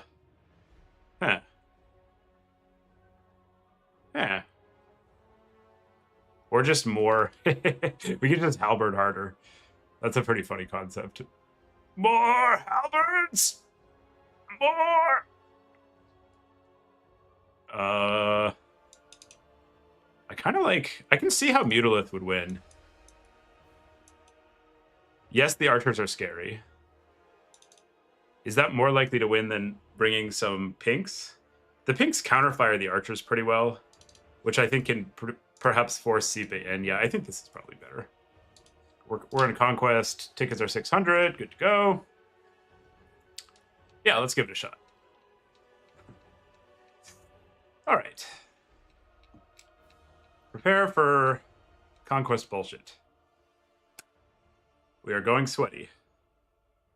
I don't know if the build is good, but I want to see if the degenerate style of play where we just like white line hug with a box and poke him with Kairos works. Out of curiosity, and also because it will frustrate Sipa. This is like round of 16 or something. It's in a tournament. The incentives are weird because I actually want my teammate to advance, not me. But I am trying to win. Sipa is better at land battles than I am. There's no doubt about that. Okay, so he took a pretty tall build. So, fucking conquest.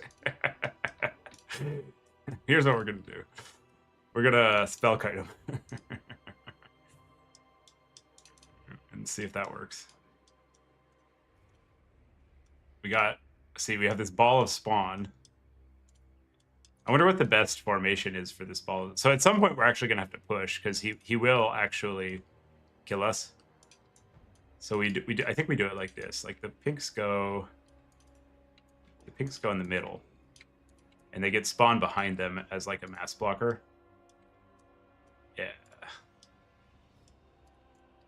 Brace. And then this is all just going to be one ball of love.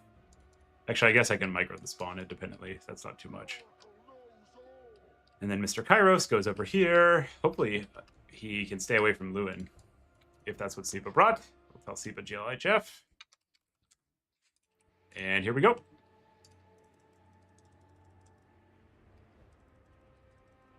Oh yeah, he's got Lewin. And he's got multiple hippos. That's pretty interesting. Okay. And how much damage does this do against hippos? So he's definitely gonna screen our Kairos. And he doesn't have a good target for us to fuck up with the where's his caster? What's on that caster? Just regrowth, okay. Oh, that's a good trade, okay. We take those. So we don't really have like a phenomenal way to deal with this ball of archers, I think. What's on Lewin? So he doesn't have the speed buff. That's good.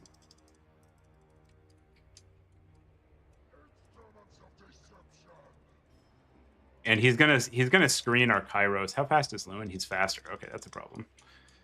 He's gonna screen our Kairos. Does he have Beloved Son? Ladies Champion, Blessing, no Beloved Son. Okay. Is it worth? Yeah, I think it is actually. We'll burn a net here. Normally I would save it for grails and stuff. But in this case, there isn't really like a great thing for us to use the net on. And so just getting like Lewin ticking is valuable, I think. We'll see if he dives. This ball is deep, Sipa.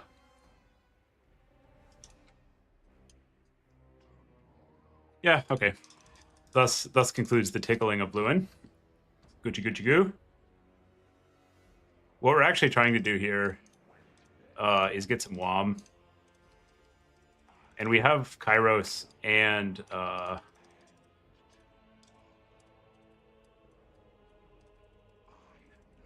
the other stuff. The E-Pinks. So we mostly just need to like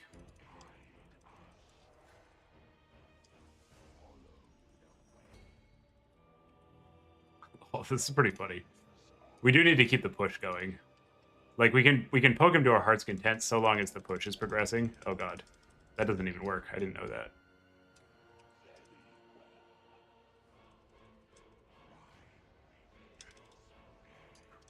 Land.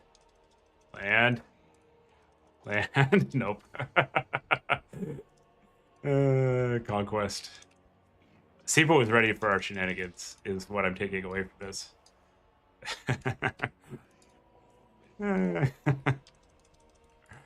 We do actually need to push. This is pretty funny. The timer is relevant here. You are not afforded an infinite degree of cheese. Our damage melts off of Lewin here.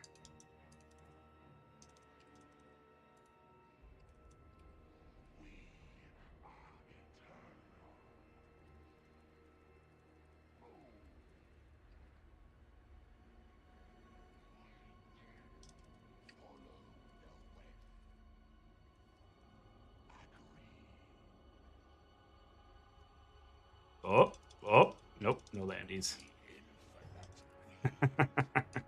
We want the landies. He's not giving us the landies.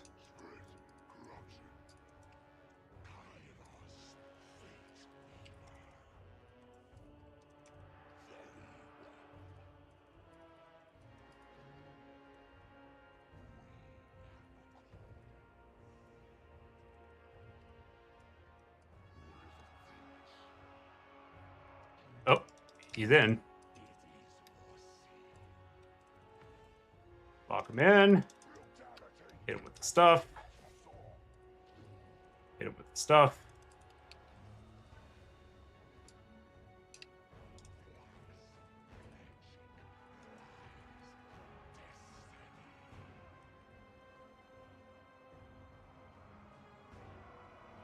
See if he's paying attention.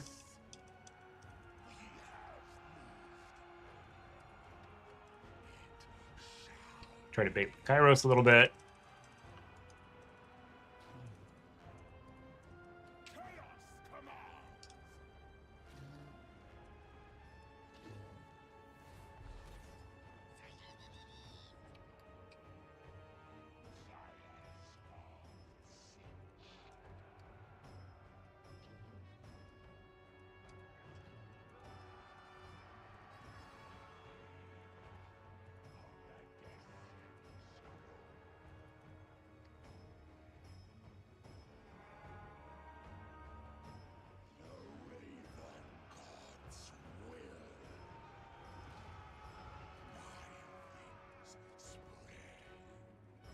This is silly. This is silly, chat. Oh, we don't want to get these isolated, though. We're going to have our net up pretty soon.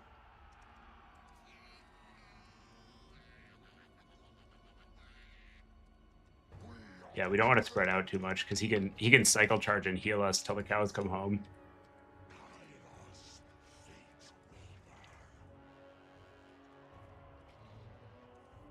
We need to remember that he's got just like total dominance in the close-up fight, and also he can heal us out. So we need to keep the back of the box secure. And if he's not following Kairos, Kairos is going to go snipe his archers, which are his only realistic route to dealing with the spawn, I think. And this is to 600, so we do have some time.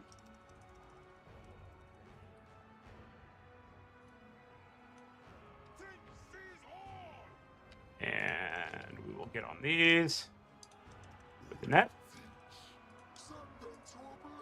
Okay, we routed off the archers. Let's see if we can get a pick on his caster with Kairos. We'll use a spell.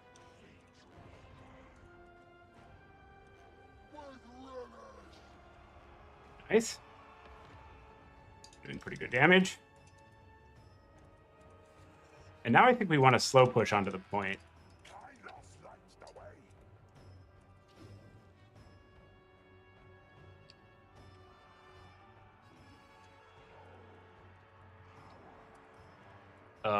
Because we do actually need to capture it within 250 seconds.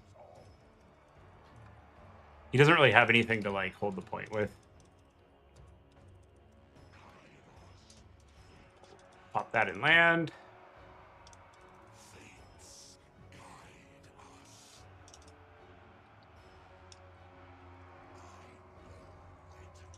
Okay, we need to get on the point like now.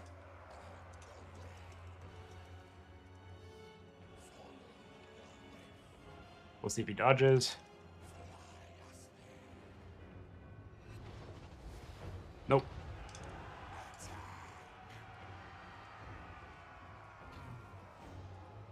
Walk the archers out.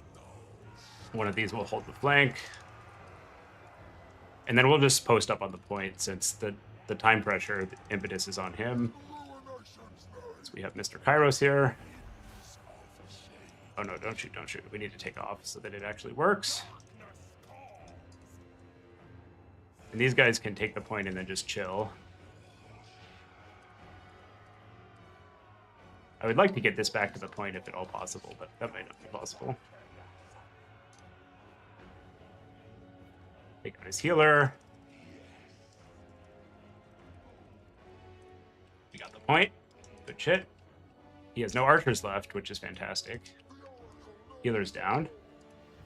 And now we do the Zinch box, everybody. Conquest! Good shit, huh? Everyone is having fun, chat. God, this is so fucked. All right. Siva's gonna be real happy about this. I guess we just tickle the hippogriff pickle.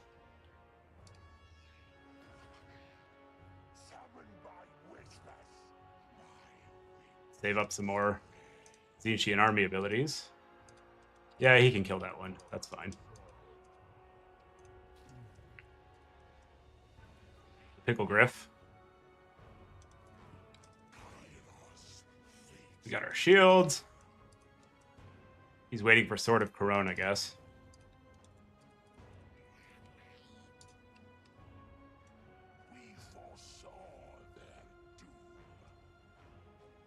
And we'll just put everything on guard mode, I guess.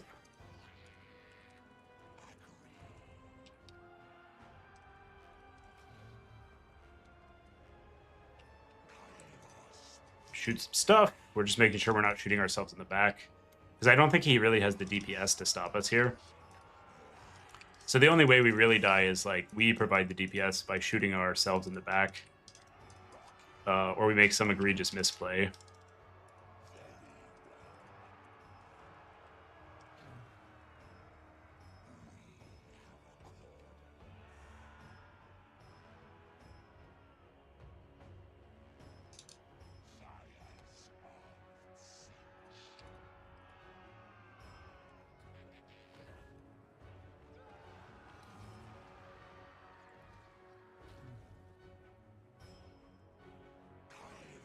And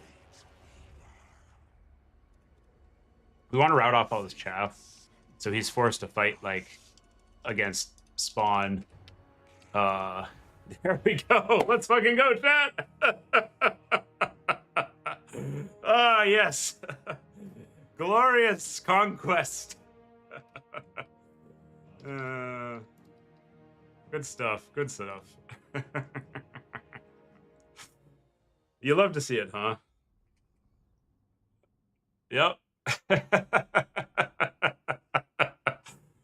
Just poke him with the spells and then push in with the halberds. Everyone is having an enormous amount of fun.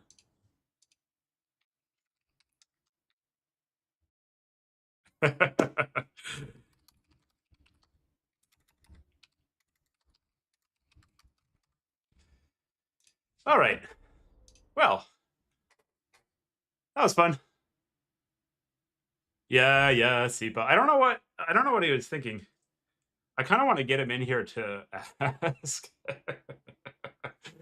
I haven't figured out the stream audio to, like, pick up the desktop output. I'm gonna call him. Maybe this will just work. How do I call Sipa?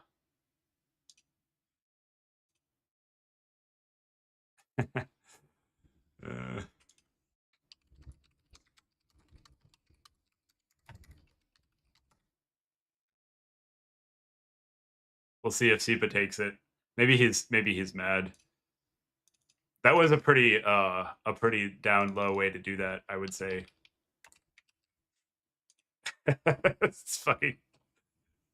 This is like, no, Sipa doesn't want to explain it. He just says he's out of shape.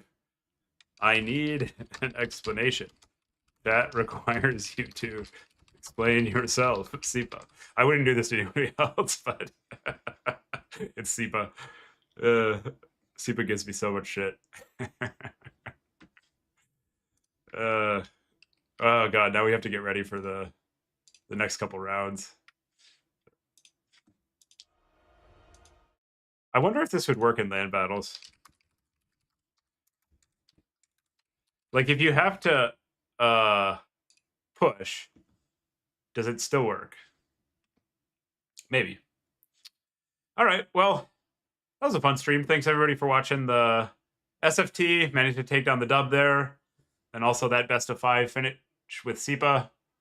Yeah, I agree, Guac. I think if Sipa played, like, if he zoned better, basically, like, he can't let me take out the archers or he's dead. And he didn't dodge any of the pendulums. And he also let me get that army ability off on 1.5 archers because he was, like, diving my horrors.